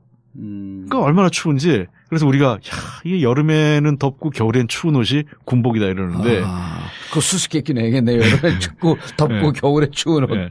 근데 그 아이러니한 게 미국의 군복 그 아웃도어 역사나 이런 걸 보면 도리어 군수품이 그 리드해요. 예를 들면 지난번 걸프전 있잖아요. 90년대 초에 걸프전 하면서 사막으로부터 이 모래바람을 막기 위해서 그때 군복을 최첨단을 만들어요. 그거 이 걸프전 참여한 군인들이 우리나라 이태원 시장에 팔았어요. 그거 얼마나 비싸게 팔렸는데요. 당시에 제가 알기에 90년대 중반에 맞아. 우리도 대학 때 이태원 갖고 그 미국 카츄샤 옷 사입고 그랬거든. 좋아갖고. 그러니까 그것뿐만 그거는 이제 옛날엔 그냥 옷이었지만 실제로 걸프전을 계기로 이제 기능성 옷이 된 거예요. 그러니까 왜냐하면 이 모래바람을 막아야 되니까. 모래바람 막고 또 땀은 배출하고. 그래서 그 옷을 그 당시에도 한 20만 원 줘야지 사는 건데 물건이 없어요. 왜냐하면 그건 누가 내놔야 되기 때문에. 그걸 걸프전 갔다 온 군인이. 그거 제가 사 입은 사람 봤어요. 방송 PD였는데 그거 자랑을 하는 거예요. 내가 그 얼마에 샀다고. 근데 이게 정말 좋다 그런 거죠. 그러니까 그 미국 군인들 이 옷이나 이 피복 이런 여러 가지 장비 있잖아요. 이런 것들이 제일 좋은 게 들어와요. 근데 우리는 제일 나쁜 게 들어오죠. 시레이션이라고 있죠. 깡통에 있는 긴급 이제 이 비상식량이죠. 그 야전에서 우리나라 비상 시레이션하고 미군 시레이션, 미군뿐만 아니라 전 세계 군인 시레이션 한번 비교해 보세요. 우리는 아직도 비빔밥일 거예요. 볶음밥 비벼는 거 물 넣어가지고 하는 건데 미국은 시레이션이라고 해도 다 이렇게 돼 있어요. 갖춰져 있어. 어느 정도 정찬으로. 사진에 한번 검색해 보시면 제가 우리 시청자, 우리 듣는 분들한테, 청취자분들한테 한번 검색해 보시면 알 거예요. 그 수준이 어떤지. 그러니까 이 군수 물자가 다 취약해요. 얼마 전에 우리 근데 원가는 세게 들 거 아니야, 그게. 그런 거죠. 그리고 얼마 전에 문제는 김광진 의원이 수통박군사나 이로 이제 자기가 늘 자랑을 하잖아요. 그렇게 수통, 군군의 수통. 훈련 받을 때 기억나죠? 이 알루미늄 수통. 2차 세계대전에 쓴 거 아니에요. 그러니까 2차 세계대전 아직도 쓰고 있다. 그런 거죠. 2차 세계대전과 한국 전쟁을 거친 제가 보기엔 거의 골동품이에요. 우프다 진짜. 그거를 이제 일부 바꾼 세척할 방법도 없고 세척해주지도 않는 수통. 그거를 이제 단계적으로 바꿔왔는데 플라스틱으로. 근데 아직까지도 남아 있어서.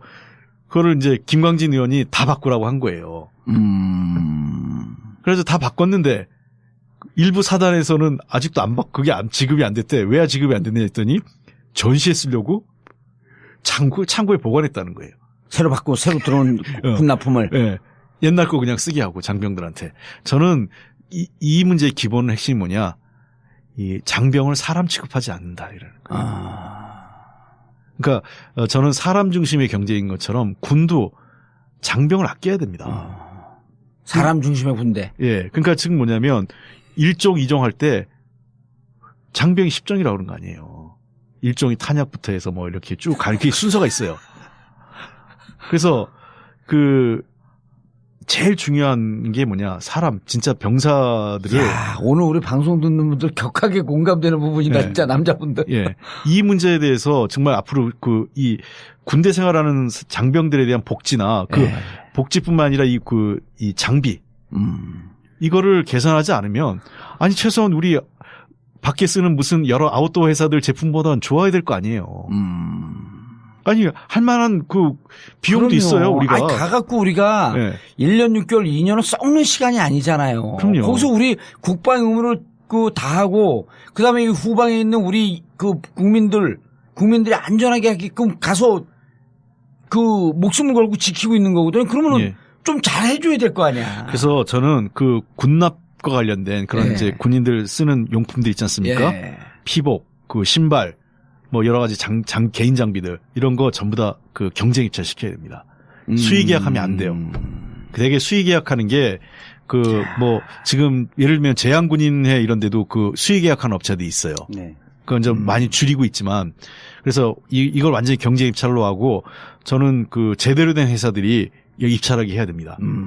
그리고 모든 자본주의 사회의 시장 경제 이론은 비딩을 붙이잖아요. 그리고 입찰을 붙여요. 이 품질 관리를 엄격히 해서 일정 수준 이상의 품질은 아예 입찰을 못하게 해야 돼요. 그리고 그 불량품 하면 진짜 엄하게 그 몇 배로 그 책임을 물어야 됩니다. 부정당 업체로 이제 민간에서 부정당 업체로 이제 지적해서 일단 대출을 입찰 제한 그렇죠. 기간 그 핸디캡을 주잖아요. 그리고 이 문제가 제가 보니까 그 이제 우리 과거 동네에도 이게 군에다가 모포하고 군복 납품하는 데가 있는데 여기가 이제 다 제향군인하고 연관이 돼 있어요. 그 제향군인회가 이런 거 입찰할 수 있는 그냥 업체들이 직접 갖고 입찰하고 그래야 되는데 제향군인하고 관련돼 있는 데들이 가서 입찰할 수 있게끔 이게 묘하게 자기들끼리 먹이사슬 형성이 돼 있었고 제향군인회도 이게 임의단체거든요 사실. 그렇죠. 근데 그 어쨌든 근데 국가 예산이 들어간단 말이에요 제향군인회. 그냥 그런데도 감사를 좀 해야 되는 거야 이게. 그래서 저는 이번에 그 방산비리가 큰 그 예를 들면 무기도입 같은 큰 것도 있지만 장병들의 삶을 바꾸는 이 방산비리 이 척결을 해야 됩니다. 그거는 이제 그렇게 하려면 상시적으로는 그 조사도 하고 수사도 해야 되는 거지.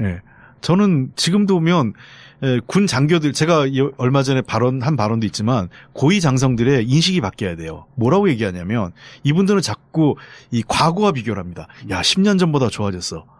뭐 몇 년 전 언제 내가 그때 할 때보다 좋아졌어. 이런 생각을 해요. 그렇게 비교하면 안 됩니다. 동시대 사회하고 비교해야 돼요. 사회하고 비교하고 또 우리와 비슷한 경제 규모의 다른 나라하고도 다른 나라의 군 수준과 비교해야 돼요. 그 얘기죠. 그러니까 예를 들면 지금 사회는 예를 들면 이런 거죠. 과거 한때 군에 가면 굶지 않았어 이랬어요.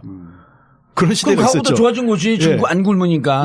근데 그때는 그 군이 그 정도의 그 혜택이 있었는지 모르겠어요. 사회보다 굶을 때보다. 근데 지금 밖에서 먹는 이 음식 수준이 어때요?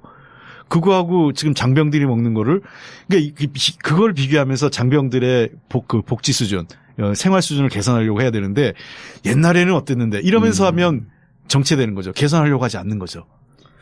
그리고 이 군 그 방산 비리 얘기하면서 또 군대는 개혁될 게 진짜 많지만 또 하나는 군대 의무시설. 그러니까 이런 데 돈 빼먹는 거 이런 거 다 막아놓고 군인들이 복지 문제 하는데 복지 중에서 제일 중요한 복지가 의료복지거든요. 그렇습니다. 군대 가고 더 고장 나갖고 오잖아요. 아니 그래서 지금 그 저희가 조금 바꾼 거죠. 이제는 이제 그 이 민간병원에서 그 치료받을 수 있게 해줘야 됩니다. 민간 의료보험 혜택을 받을 수 있게 하고. 왜냐하면 군 시설이 다 해결할 수 없어요. 특히나 그래도 그나마 제대로 된 게 이 수도통합병원 정도가 그 가능하고 나머지 시설은 그 중요한 병을 확인하거나 또는 치료할 수 있는 수준이 안 돼요. 또 거기까지 올리는데 막대한 경비가 드니까 민간 병원에서 치료받을 수 있게끔 길을 열어주자. 그렇죠. 오다가 사고 나요. 오다가 이미 다 이 중병이 되고 손댈 수 없는 상황이 된 겁니다. 수도통합병원까지 올라오기까지. 그러니까 예를 들면 제가 그 제일 말단 이 소대에 가 있어요. 그러면 그 의무실은 대대 단위로 있잖아요. 군의관이 보고 군의관이 본 다음에 연대나 사단으로 보내요. 병원으로. 그러다가 군단이나 군사령부 병원으로 또 가는 거고. 그도 안 되면 수도통합병원까지 오는 건데 그 기간 동안 골병 다 드는 거죠. 급성 환자 같은 경우 그 기간 동안에 사망하네. 그러니까요. 그래서 처음에 간단한 이 초기 단계 그래서 이미 암 말기가 됐거나 이렇게 되는 거 아닙니까? 몇 개월, 그렇죠. 6개월이나 이렇게 흐르면은요. 그래서 저는 초기 단계에서 자기들이 수준이 안 되면 빨리 그 외부 검진을 민간 병원에 검진을 받을 수 있게 하거나 이런 것들에 대해서 요즘 교도소에도 그래요. 예. 교도에서도 그렇게 하고 있기 때문에. 교도소에서 그런지 어떻게 알아요, 요즘? 요즘 교도소에서도 자체적으로 의무과장이 네. 판단해서 자기들 할 수 없다라면 바깥으로 바깥 병원에서 진료하도록 만들어주고 있죠. 제가 홍성교도소에 있는 게 2012년 아니에요. 예. 2012년인데 일주일에 한 번씩 밖에서 치과 의사가 들어와요.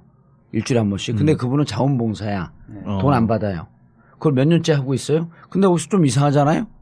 그럼 바로 그 홍성 시내에 있는 외부 병원에 교도소장이 쌀만 하면 나가요. 예. 그래서 저도 나가고 하나가 심하게 썩어갖고 나가갖고 이거 그 파노라마 CT 촬영 다 해요. 거기서 자기 비용으로. 예. 그것도 보험 되잖아요, 요즘 치과.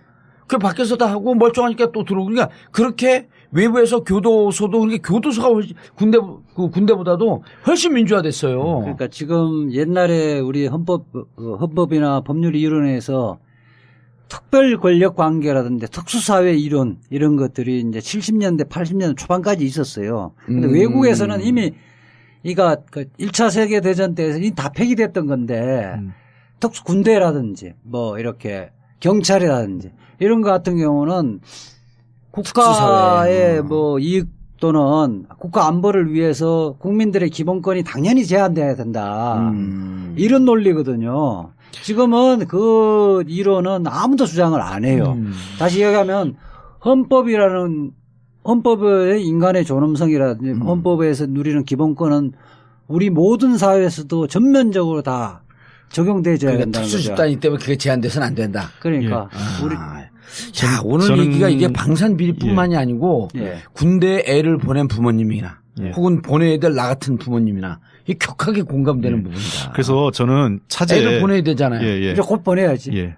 아니 그 이재화 변호사 아들도 곧 군대 가야 되잖아요. 군대 가야죠. 공감이 되지. 공감뿐만 아니라 아유 이게 견딜 수 있을까? 혹시 그러니까 무슨 사고가 하나도 나지 않을까?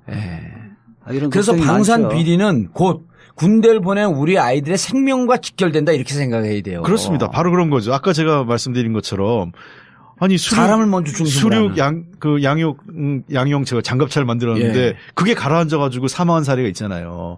그러니까 전쟁은커녕 훈련하다 일 난단 말입니다. 이러면 안 되는 거죠. 그리고 시레이션도 위생이 철저하게 되어 있는 게 납품이 돼야 되는데 그 짬짬이 하다 보니까 위생도 안 된 걸 먹었어요. 그래갖고 그거 한 50톤 깠는데 50명이 다 아주 막 급성 식중독 이런 게 걸릴 수도 있는 거야. 그럼 거기서 생명의 위협을 느끼는 거거든요. 그렇죠. 그래서 저는 차제 그 민군 합동으로 그러니까 민군이라는 이제 정부를 포함한 거죠. 민족에. 그러니까 민과 군을 분리해서 한 건데 합동으로 군 그 장병들 그 생필품이나 포함해서 군납 전반에 대한 품질 조사하고 감사도 해야 돼요. 이걸 한번 조사를 해서 이 잘못된 물품들은 그리고 회사들은 아예 이제 자격을 좀 박탈시키거나 그 불량품들에 대해서 그리고 이 책임 구조를 좀 정확히 만들 필요가 있고 그다음에 두 번 그게 그래서 그러니까 스타 같은 이런 그 아주 고급 상급 장교들 말고 대위 중령 대위 그 위관급 연관급에 있는 이 하급 장교들 있잖아요. 이분들 또 PX라고 PX 물품 납품한 데고 다 짬짬이 돼 있는 거야. 거기서 또 빼쳐먹고. 그러니까 저 PX 가면은 지금은 어떤지 모르겠지만 제가 그때 군대 생활할 때는 사회에선 보지 못하는 제품들이 많아요. 그러니까 뭐 치킨 이런 거, 닭다리 이런 것도요. 그래서 저는 이런 장병들이 선택할 수 있는 선택권을 좀 줘야 되고 사회에서 사용하던 물건과 전혀 차별 없이 쓸 수 있어야 된다 생각합니다. 다만 군대 납품은 우리가 면세할 수 있잖아요. 면세잖아요, 지금도. 그러니까요. 그래서 면세를 하면 훨씬 더 싸게 장병들이 구입할 수 있기 때문에 왜 그 사회에선 듣도 보도 못한 물품들이 PX에서 팔리냐고요.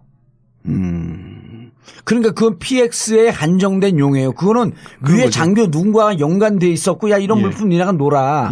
이렇게 되어 있는 거예요. 그러니까 그건 사회에서 없는 물건들이 생기는 거지 그러니까. 그렇습니다.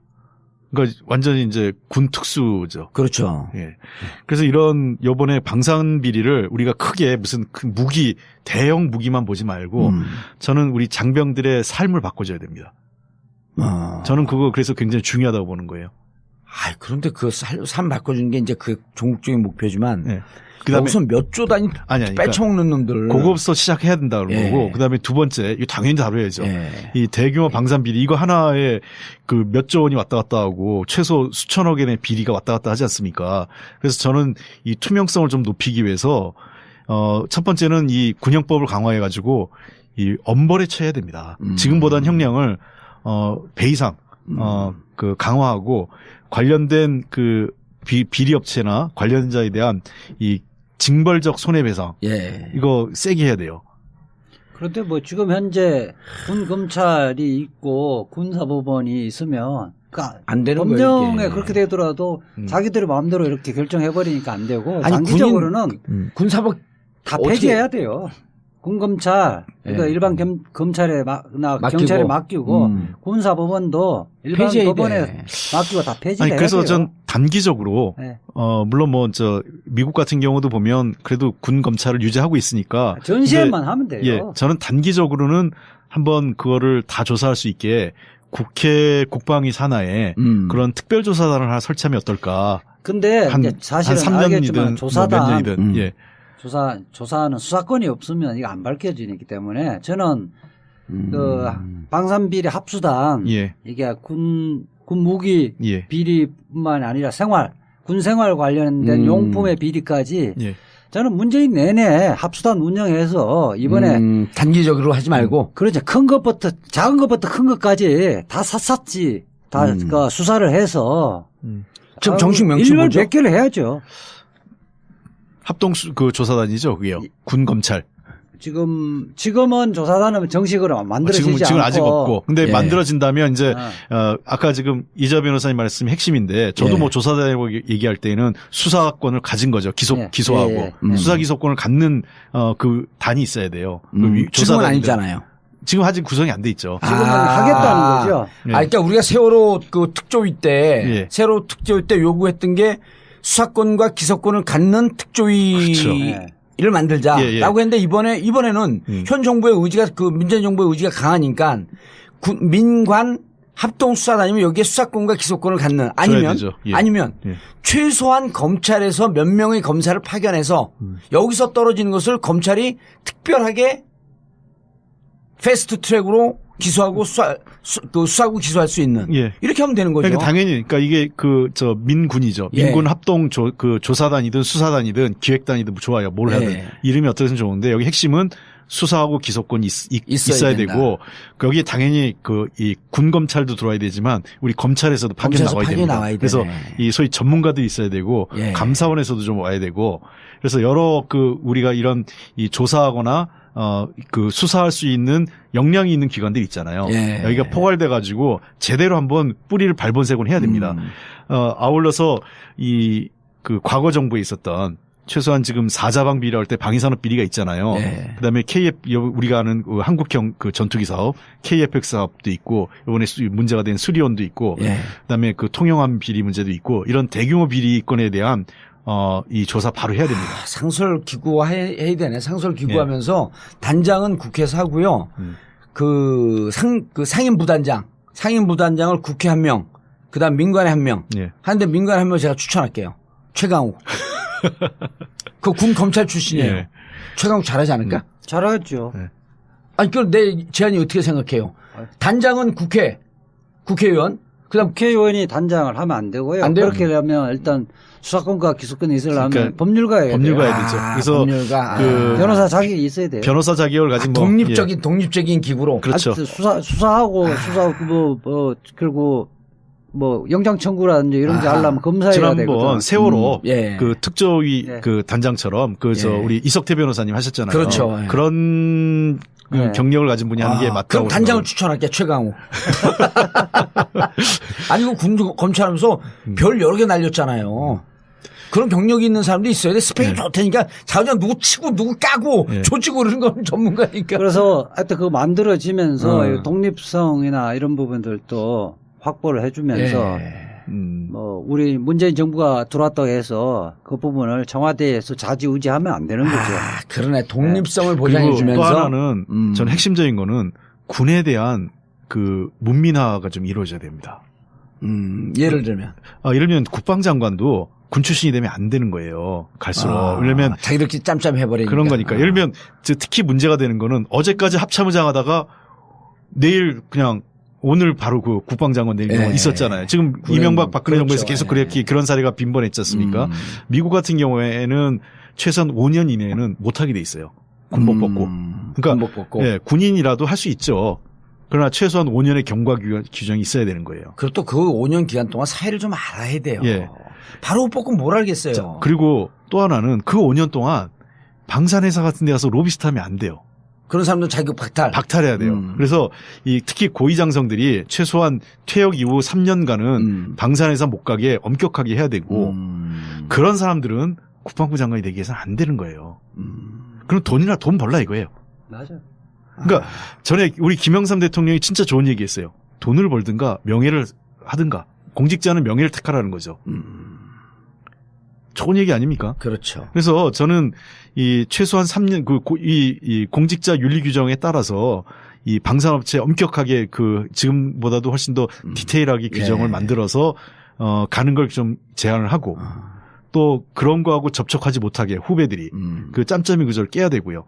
그 다음에 이번에 그 수사단이나 이런 특별조사단이 만들면 그 과제도 거기에서 해야 되는 일이네. 그렇습니다. 그래서 그런 거는 제도화가 필요하다면 의견을 내면 국회에서 규정을 통과시켜서 법을 하든 그 정부가 시행령을 하든 그렇게 해서 저는 좀 근원적인 걸 차단을 해야 돼요. 그러니까 이 짬짬이 구조를 해야 되고 군이 이 민간 출신이 좀 들어가서 그 짬짬이 구조를 깨야 되는 거죠. 그리고 또 하나는 우리나라 지금 육방부라고 그러잖아요.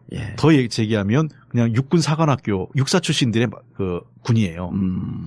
미국 같은 경우에는 특정 이 학교 출신들이 그렇게 장악하지 않습니다. 예를 들면 지금 장성으로 올라가면 무척 활성화되어 있잖아요. 네, 그렇죠. 그래서 형평성을 맞춰요. 예를 들면 육사 출신이 20%라면 전체 장교에 그러면 군 장성에도 25% 이상을 넘으면 안 되는 거예요. 그렇죠.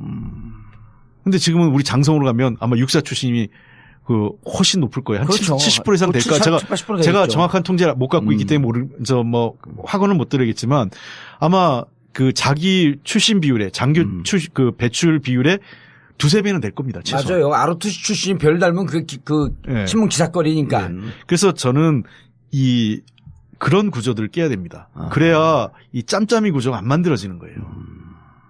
그러니까 지나치게 육사 출신이 많고 육군 출신이 거의 중요 보직을 독점하다시피 하다니까 이런 짬짬이 구조가 만들어지는 거죠. 이 조사단 만들어지면 지난번에 노승일 씨가 한 방송에서 정유라에게 직접 들었다고 하면서 자기 아빠 정윤회가 형하고 것은 김관진 아저씨밖에 없어요. 그런데 이 김관진 국방부 장관 김관진이거든요. 그렇죠. 그래서 이번에 방산 비리할 때 향후 장기적으로 이렇게 개선해야 되는 개선책도 중요하지만 그 전걸 잘 조사해야 되거든요.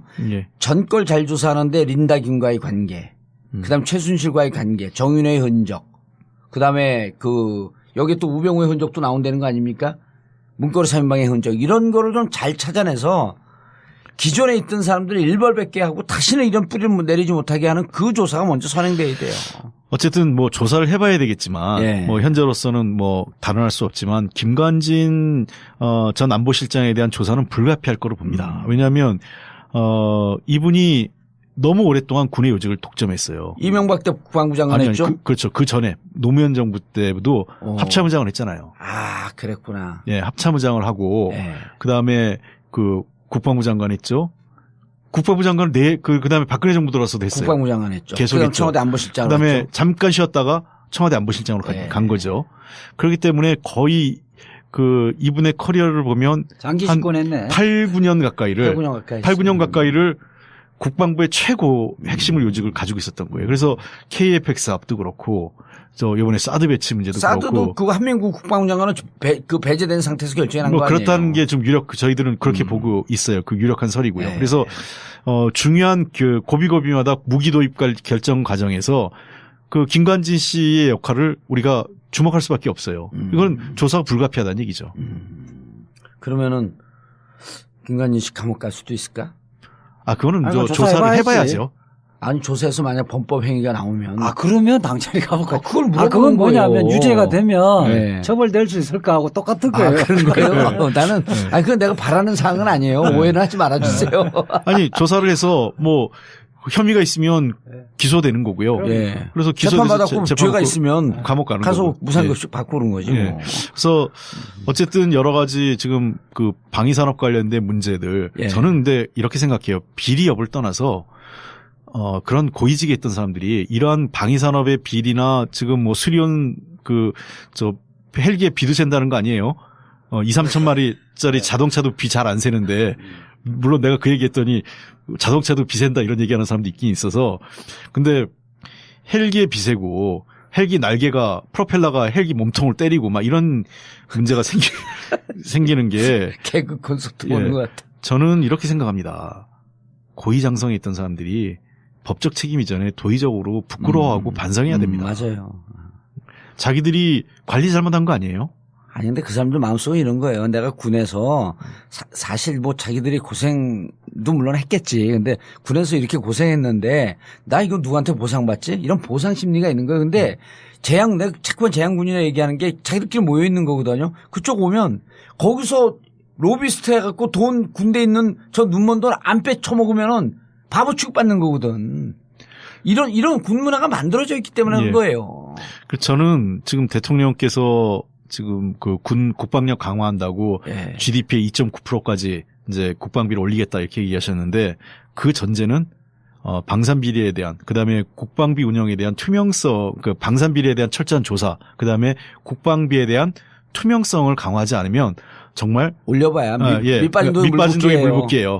그리고 그거는 엉뚱한 사람 배치오는 결과가 나올 수도 있기 때문에 대통령께서도 잘 알고 계시고요. 그래서 이 방산 비리 굉장히 엄하게 얘기하신 거고. 우리가 북한보다 수십 배 많은 돈을 쓰면서 맨날 우리는 자주 국방을 못해요. 국방 예산이 북한 1년 그 예산하고 똑같잖아요. 국방 예산이. 그러니까 우리가 훨씬 더 북한 국방비보다 몇십 배를 쓰는데 맨날 우리는 미군 없으면 북한한테 못 이긴대. 그럼 부끄러워해야 돼요. 제가 오늘 어디서 얘기할 때 이런 얘기한 적 있어요. 전 세계 어느 나라 무장이 동서고금을 막론하고 무장들이 도리어 그 무리하게 능력도 안 되면서 우리 이길 수 있다. 이렇게 하는 경우는 있었어요. 그렇죠? 대표적인 경우가 이제 예를 들면 조선시대 임진왜란 때 우리 신립장군이 이길 수 있다. 저걸 과소평가하고 주력군을 끌고 갔다가 패퇴하면서 또 배수해준 치고 다 그 주력 그 정예부대를 상실하면서 한양이 그냥 떨어진 거거든요. 그러니까 과거 이렇게 보면은 도리어 너무 자신만만해서 이게 역량은 안 되는데 자신만만해서 패한 적은 있어도 지금처럼 우리나라 장성들이 미군 없으면 전쟁을 못 하겠다고. 이런 무장들은 이러한 장수들은 동서고금에 없었어요. 그냥 바로 감옥 보내버립시다. 그냥. 알겠습니다. 방위산업 비리는 우리 군의 생명과 사실 직관된 문제이고 대통령 말 맞다나 안보에 구멍을 내는 이적행위이다. 네. 이번 정부 때 좀 뿌리게 뽑혔으면 좋겠어요. 이거는 진짜 대표적인 적폐입니다. 정말 이 적폐는 과거 이명박 박근혜 정부를 넘어서서 맞아요. 진짜 오랫동안 누적되었던 적폐라고 보면 됩니다. 군대 보낼 아이를 갖고 있는 이재하 변호사님, 격하게 공감되는 부분이 있지 않아요? 그럼요. 보내려도 저도 불안해. 철없는 애가 군대 가갖고 해병대 수색대 간다고 저렇게 날뛰면서 몸을 만들고 있는데 진짜. 알겠습니다. 홍익표 의원님 오늘 시간 내주셔서 감사하고요. 이거 만들어지면 거기 참여하나요? 저는 국방위는 아니기 때문에 뭐 참여할지 어떨지 모르겠습니다만 이건 뭐 제가 당의 이제 정책위 수석부의장이니까 적극적으로 서포트를 해야죠.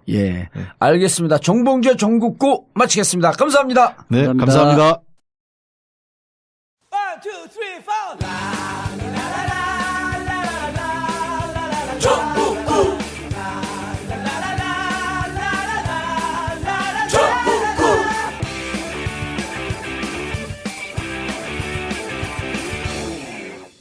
단 하나의 정통 정치 팟캐스트 정봉재 전국구 시작하겠습니다.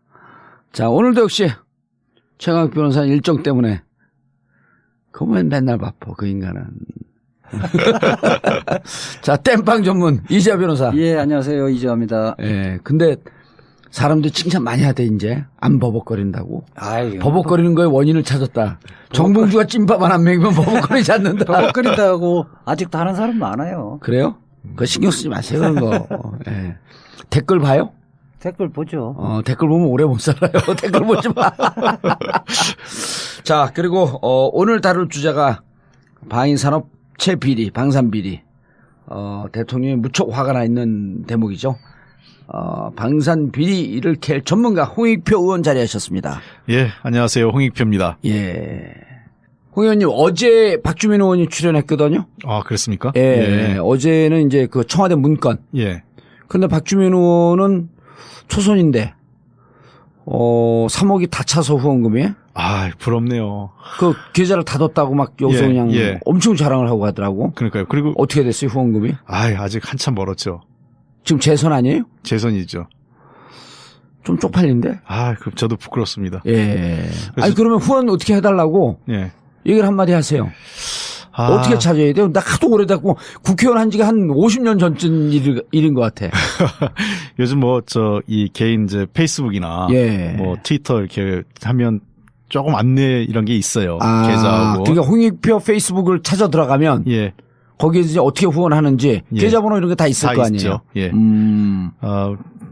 이렇게 지원해 주시면 좋은 정치로 그리고 우리 문재인 대통령 그 정부 성공할 수 있도록 저도 최선을 다하겠습니다. 그러니까 지금 그 통일부 장관 영순위로 다 거론됐다가 장관도 안 되는데 후원금이라도 좀 차이지. 그런데 활동을 그렇게 잘하는데 왜 후원금이 안 들어오지? 별로 그 홍보를 안 하고 다녔어요? 제가 이렇게 그 읍소를 안 하니까 사람들이 이 사람은 다 찼을 거니 하는 경우도 있고. 그러면 안 돼요. 또 두 번째는 별로 어렵지 않아 보인다. 그래서 저도 사실 그렇지는 않은데. 좀 얼굴이 너무 있습니다. 귀공자처럼 생겨갖고 그래. 돈 많은 줄 알고. 돈 많지도 않은데. 그런데 10만 원 해주면 무슨 그 세액공제되고 그러는 건 지금 없어졌어요? 지금 계속 됩니다. 그거는요. 그러니까 세금 내는 대신에 직장 생활 하시는 분은 세금 내는 대신에 국회의원들 후원하면 그렇습니다. 그 세액공제 되는 거 아니에요.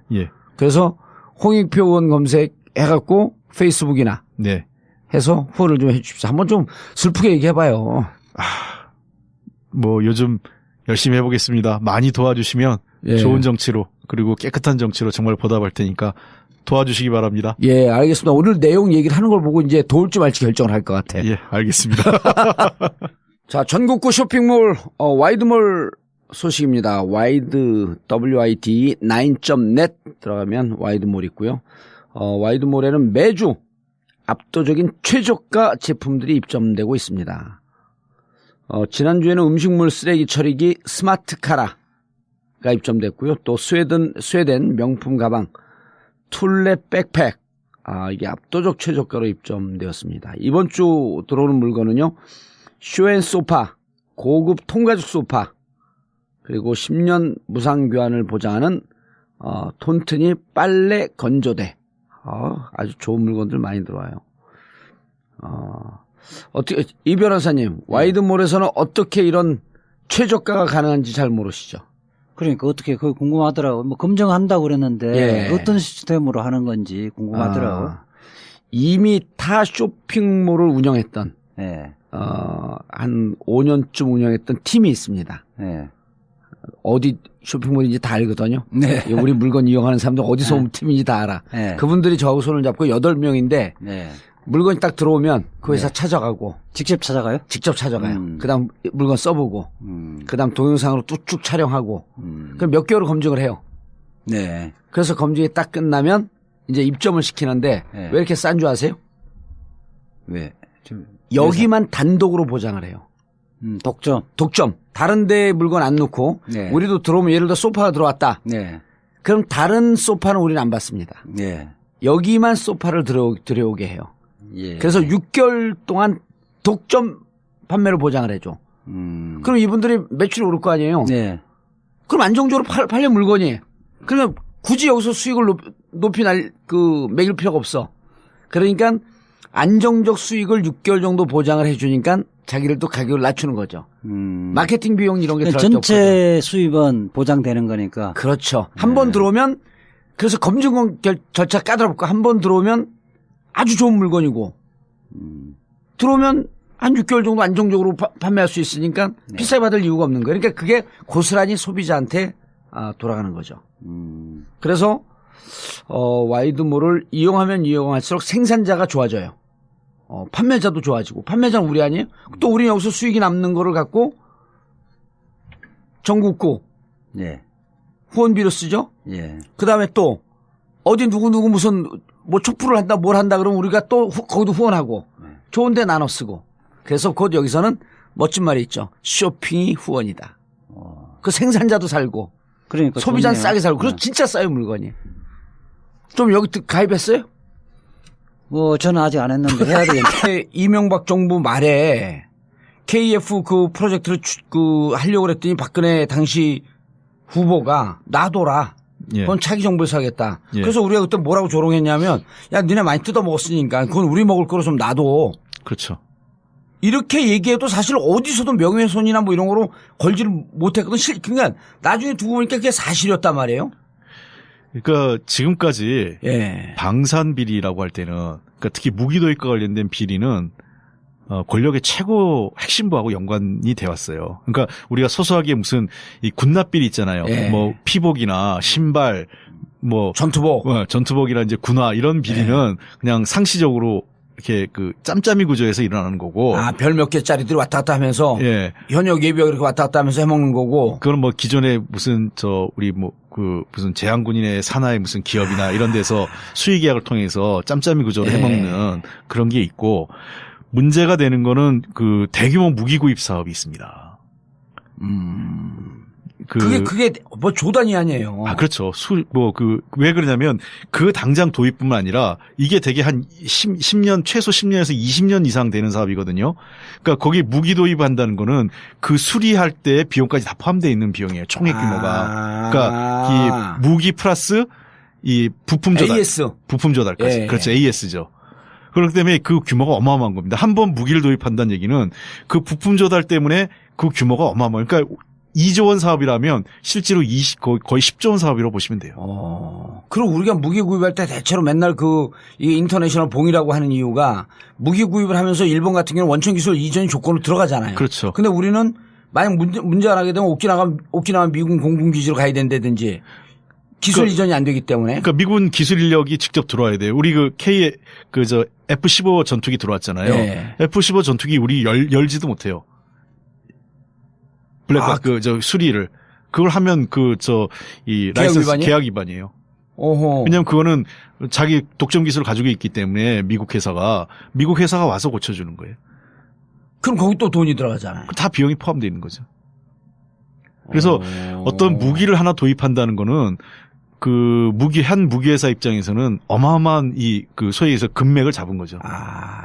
그리고 그런 방산 비리는 대체로 권력의 최고 지도부와 관련이 있는 거죠. 최고 지도부 대통령이 직접 관여되어 있는 그런 비리들이 많을 것이다.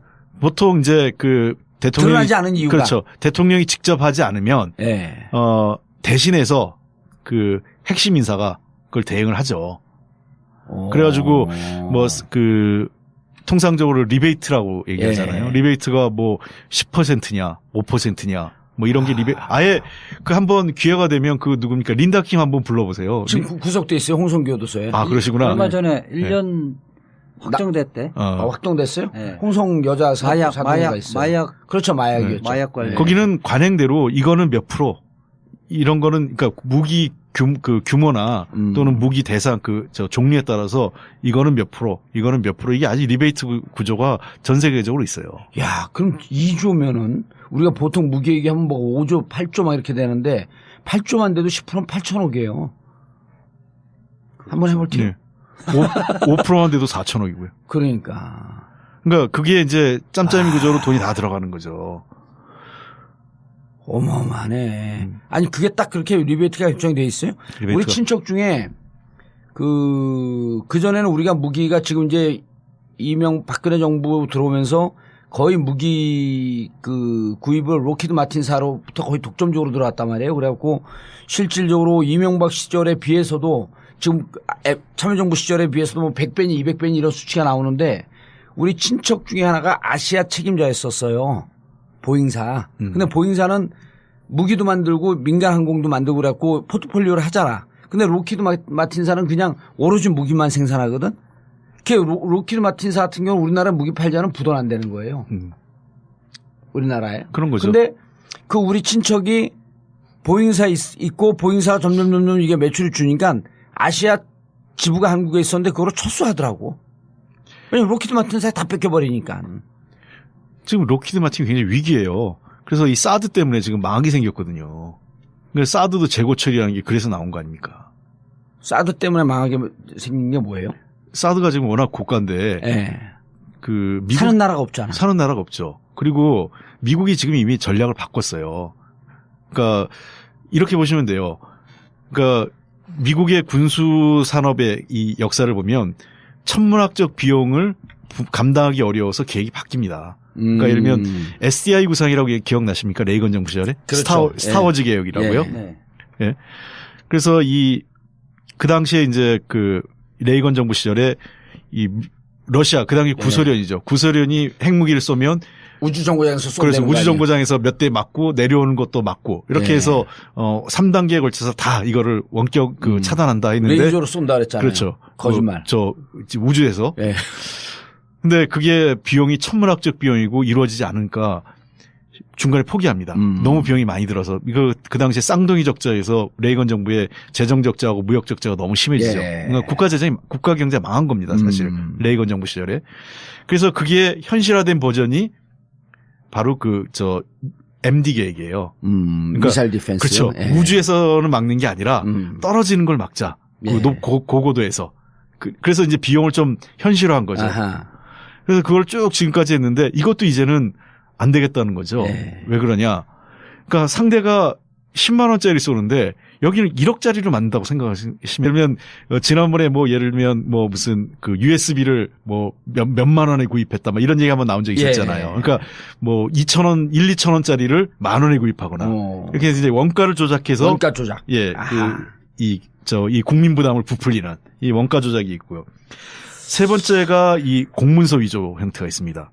공문서 위조하면 예를 들면 시험 성적서를 조작하는 거죠. 이번에 대표적인 문제가 된 게 이제 수리온 같은 그런 거죠. 수리온.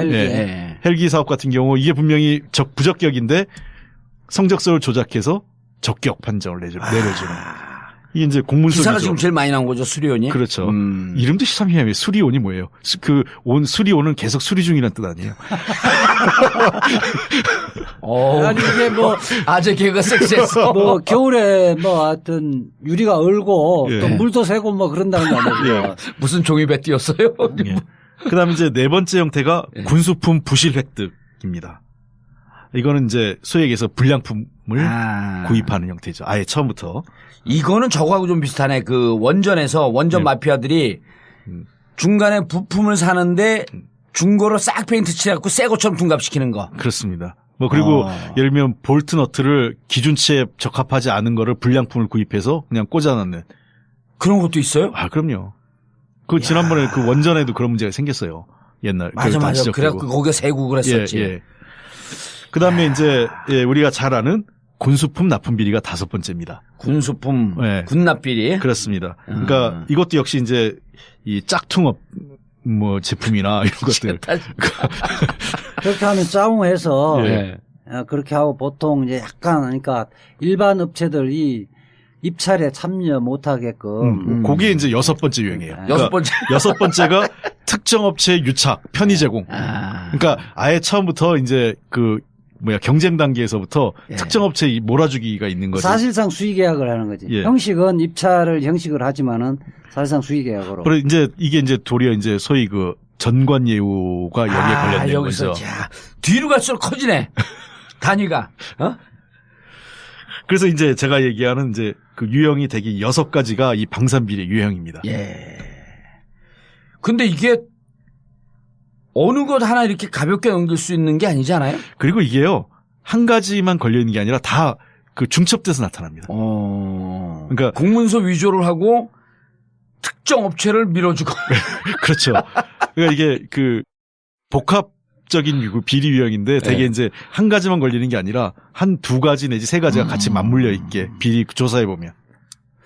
야, 그런데 이게 진짜 그 문재인 대통령 이게 그 후보 시절에도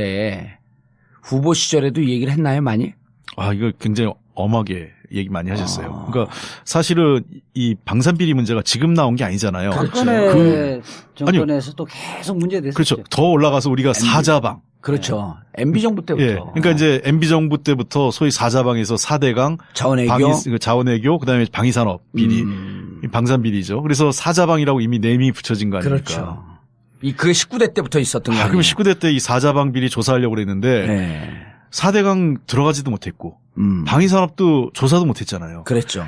유일하게 이제 그 자원외교 좀 들어갔다가 자원외교도 그 당시 새누리당이 완전 블로킹하는 바람에 그 국정조사 해놓고 그 결과 보고서도 채택 못했어요.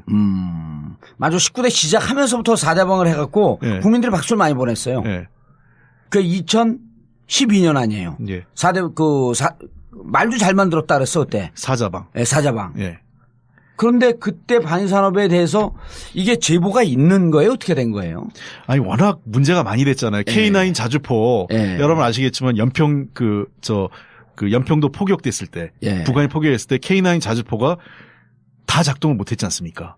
일부가 작동을 못해가지고 대형 사격을 못했어요. 아, 쏘려고 그러긴 그랬어요? 쏘려고 그랬는데 고장 났잖아요. 그때 확인됐지 않습니까? 우리가 그때 총 9문인가 있었는데 그 중에서 포 2개인가 3개가 작동이 안 됐어요. 그리고 우리 전차 흑표인가 그 전차 있지 않습니까? 흑표. 그 포신이 대포 쏘면 쪼개진다고 그러고. 전차포가.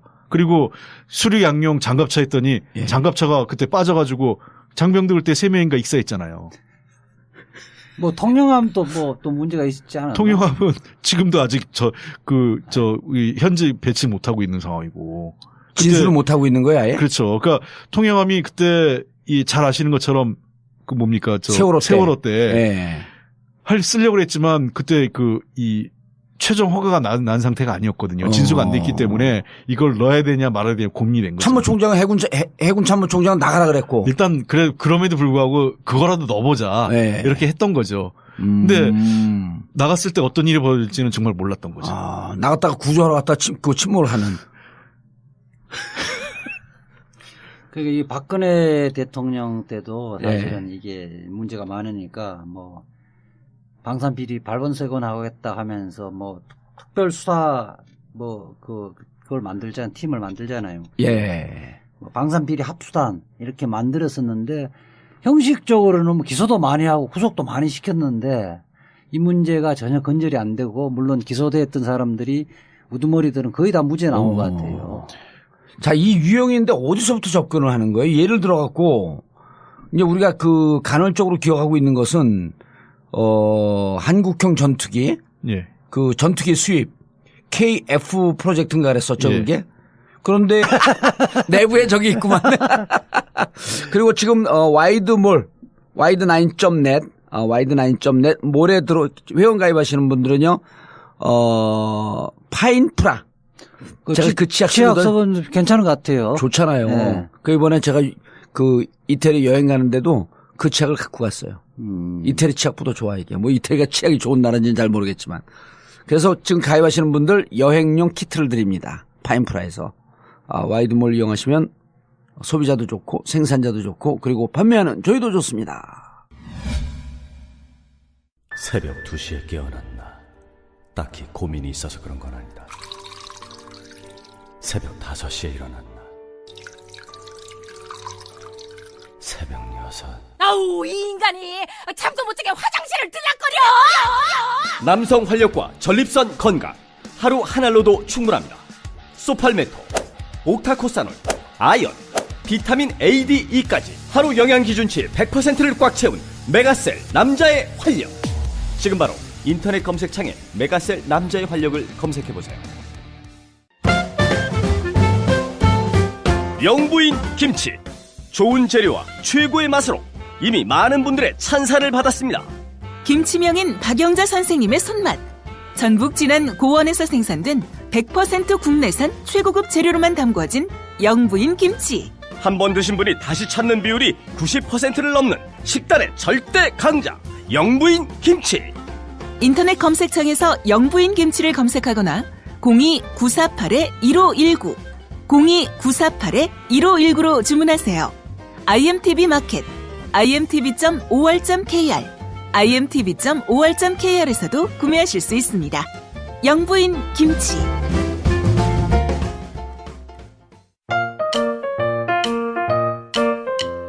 보험 모두 다 가입하고 계시죠? 그런데 잘 계산해 보셨나요? 아마 그렇지 않았을 겁니다. 하지만 따져보세요. 조금만 따져보면 훨씬 큰 도움이 됩니다. 정봉주의 전국구가 신뢰하는 마이보험 체크. 이미 가입한 보험이나 신규 보험도 가장 좋은 조건을 체크해서 찾아드립니다. 인터넷에서 마이보험 체크를 검색하세요. 전화 문의는 1800-7917 1800-7917 마이보험 체크. 간단하지만 재테크의 첫걸음입니다.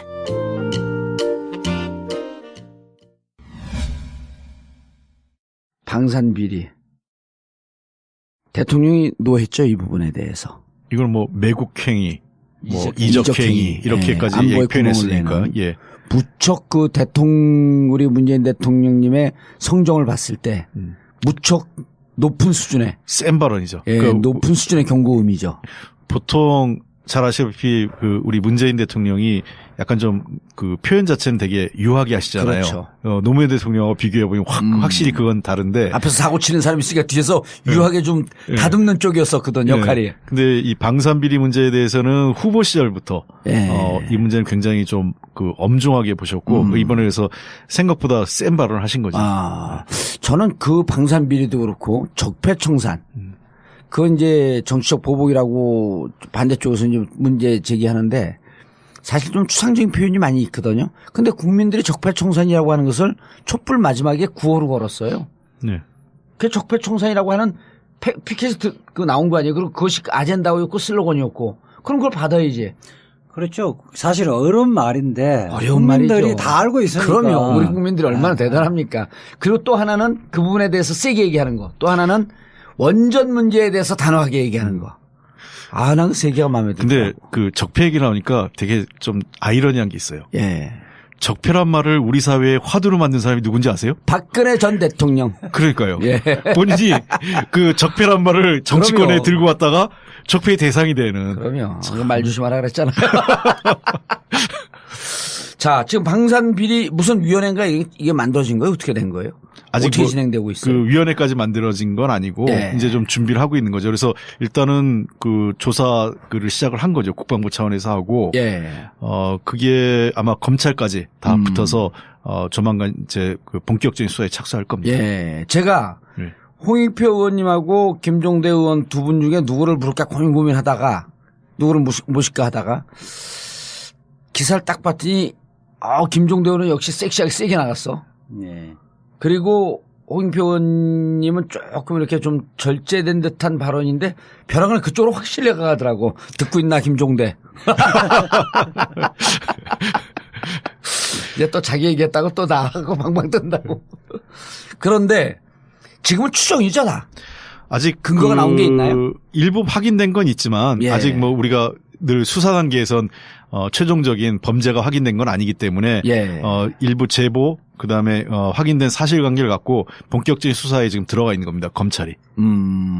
검찰이 수사가 들어와 있고 전체적인 골격을 어떻게 이해를 해야 되나요? KF와 관련된 게 하나 있고. 지금 비리가 너무 많아요. 그러니까 이게 이제 방산비리라고 하면 흔히 이제 방위산업 관련된 비리지 않습니까? 그러니까 되게 이 유형을 보면 몇 가지 제가 유형을 좀 말씀드릴게요. 이게 하나는 이제 군사 기밀을 유출하는 게 있어요. 정보를 유출해서 그걸 이제 군수업자들이 그걸 갖고 이제 미리 이 사업을 준비하는 거죠. 그래서 이런 군사 기밀을 제일 많이 유출한 사람이 있는데 최강욱. 그건 군의 범죄 사실을 유출시켰잖아. 그렇죠. 그다음에 두 번째가 원가 비리가 있습니다. 원가를 조작하는 거죠. 원가 비리. 예를 들면 돼요. 그러니까 이 비용의 계산이 감당이 안 되는 거죠. 생각해 보십시오. 북한이 그 별로 안 비싼 미사일을 하나 쏘는데 그거 예를 들면 북한에서 쏘는 거는 한 10만 원, 100만 원짜리 쏘는데 그걸 막기 위해서 1억짜리, 10억짜리로 쏘는 게 이게 비용이 감당이 안 되잖아요. 그래서 미국은 뭐냐 이제 최근에 전략이 바뀐 게 원점 타격으로 자꾸 바뀌는 겁니다. 그러니까 사전에 그걸 제거해내는 쪽으로. 그러니까 사드를 막는다는 거는 국가 방위비 분담을 해낼 수가 없다. 이렇게 보는 거죠. 그럼 이게 사드도 이제 트렌드가 좀 밀리는 거네? 그렇죠. 이건 미국이 이미 그 방위 전략이 바뀌는 거예요. 그러니까 사드에서도 바로 빼고 GBI도 안 되는 거 아니에요, 그러면? 그렇죠. 그러니까 근데 저걸 어떻게 해야 되냐? 처리해야 될 거 아니에요. 텍사스에 처박혀 있던 사드를 어떻게 해야 될 건가? 그래서 그걸 간절히 원하는 박근혜 정부 한국으로 보내준 거죠. 그 방산 비리라고 하는 게 저변에 깔려 있었던 거네. 사드라고 하는 게. 그럼요. 그러니까 많은 분들이 오해하는 게 사드 얘기를 좀 더 하면 재밌는 게 국방부가 우리가 했던 얘기를 했어요. 한민구 장관이. 처음에 그 사드를 배치한다고 했을 때 우리가 반대했던 이유가 뭐냐면 아니 누가 그 사드를 우리한테 쏘냐. 북한이 미국 대륙간 탄도미사일을 한국에 떨어뜨린다는 거는 거의 고고도를 거의 90도에 가까운 고각으로 쏴야 이게 서울에 떨어질 거 아니에요? 그렇죠. 그랬더니 그때 국방부 한민구 장관이 뭐라 그러냐면 군은 모든 가능성에 대비해야 됩니다. 이렇게 얘기했어요.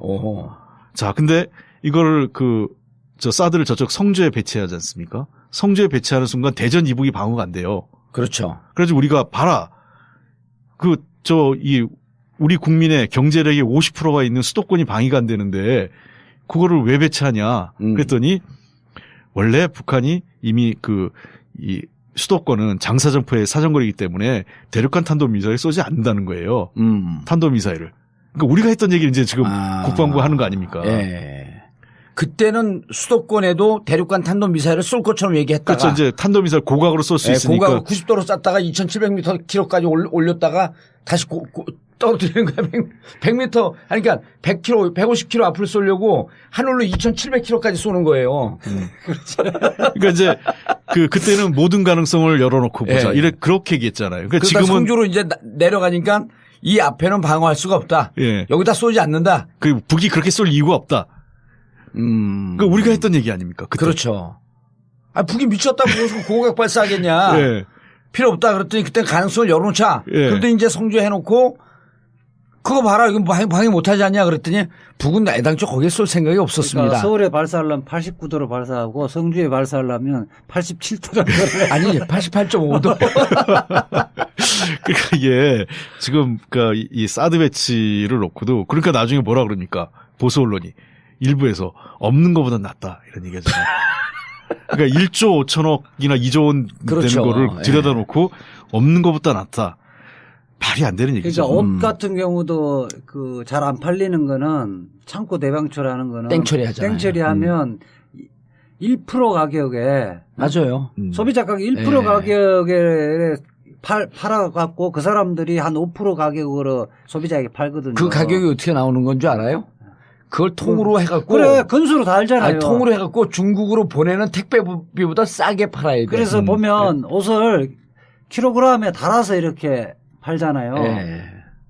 근데 그러니까 사드도 그렇게 땡으로 들어온 거야. 이거는 한 거는 이제 제대로 자기들 제가 받은 거지. 그렇죠. 그리고 아직은 이제 미국 돈으로 하겠다고 하니까. 어쨌든. 그러면 이제 공짜 같죠? 아니에요, 그게. 아까 방산비리에 뭐가 있었습니까? 애프터 서비스가 중요하다고 그랬잖아요. 저게 어느 순간 우리한테 넘어와요, 운영이. 그러면은 수리 위주를 우리가 해야 될 거 아니에요. 전시작 조건 넘어오는 거 아니야. 그렇다 하더라도 저것도 이제 넘겨주려고 할 거예요, 미국은. 그럼 벌써부터 보수 진영에서 이거 하나 갖고는 성주밖에 이 디펜스가 안 되니까 평택에 놔야 된다, 여기 놔야 된다, 선옥에 놔야 된다는 얘기가 벌써 나오잖아요. 그렇죠. 그리고 몇 개 놔야 되고, 그 다음에 또 핵심은 뭐냐면, 저게 사드가 한 개 포대가 발사기가 6개, 8개의 미사일을 포함한 한 개가 8개 미사일에서 48발이잖아요. 48. 그 미사일이 되게 비쌉니다. 그러니까 저걸 파는 거예요. 그러니까 우리 그렇게 보시면 돼요. 그러니까 잉크젯 프린터 팔 때 프린터는 가격이 별로 안 나는데 잉크가 비싸잖아요. 잉크가 비싸죠. 잉크를 계속 사야 되잖아. 그렇죠. 저게 미사일이라는 거는 이 한도가 있어요. 올해 어느 일정 기간이 되면 폐기하고 새로 사야 돼요. 아, 부식이 되나 그게 또? 그렇죠. 사용 연한이 있어요. 맞아.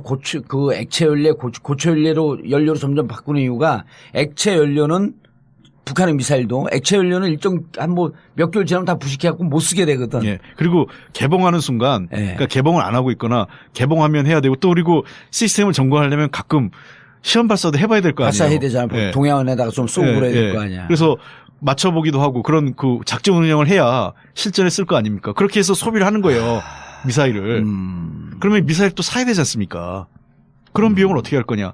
그런 비용은 나중에 최소한 우리 그 주한미군 분담금에 포함시키겠죠. 그럼 사실상 그 록히드 마틴은 미사일을 파는 거예요. 남북 간에 계속 대치 상태에 있어야 되고. 그렇죠. 북한이 미사일 시험 발사해 준 게 제대로 고맙겠네요, 그럼. 그렇죠. 고각으로 쏘질수록 고마운 거죠. 이 가격을 우리가 안 되다 하더라도 그 방산업체에서는 미국 국가가 사줄 거 아니에요. 자기들은 그냥 공짜로 주는 게 아니지. 그렇지. 예. 그렇죠. 그걸 저거를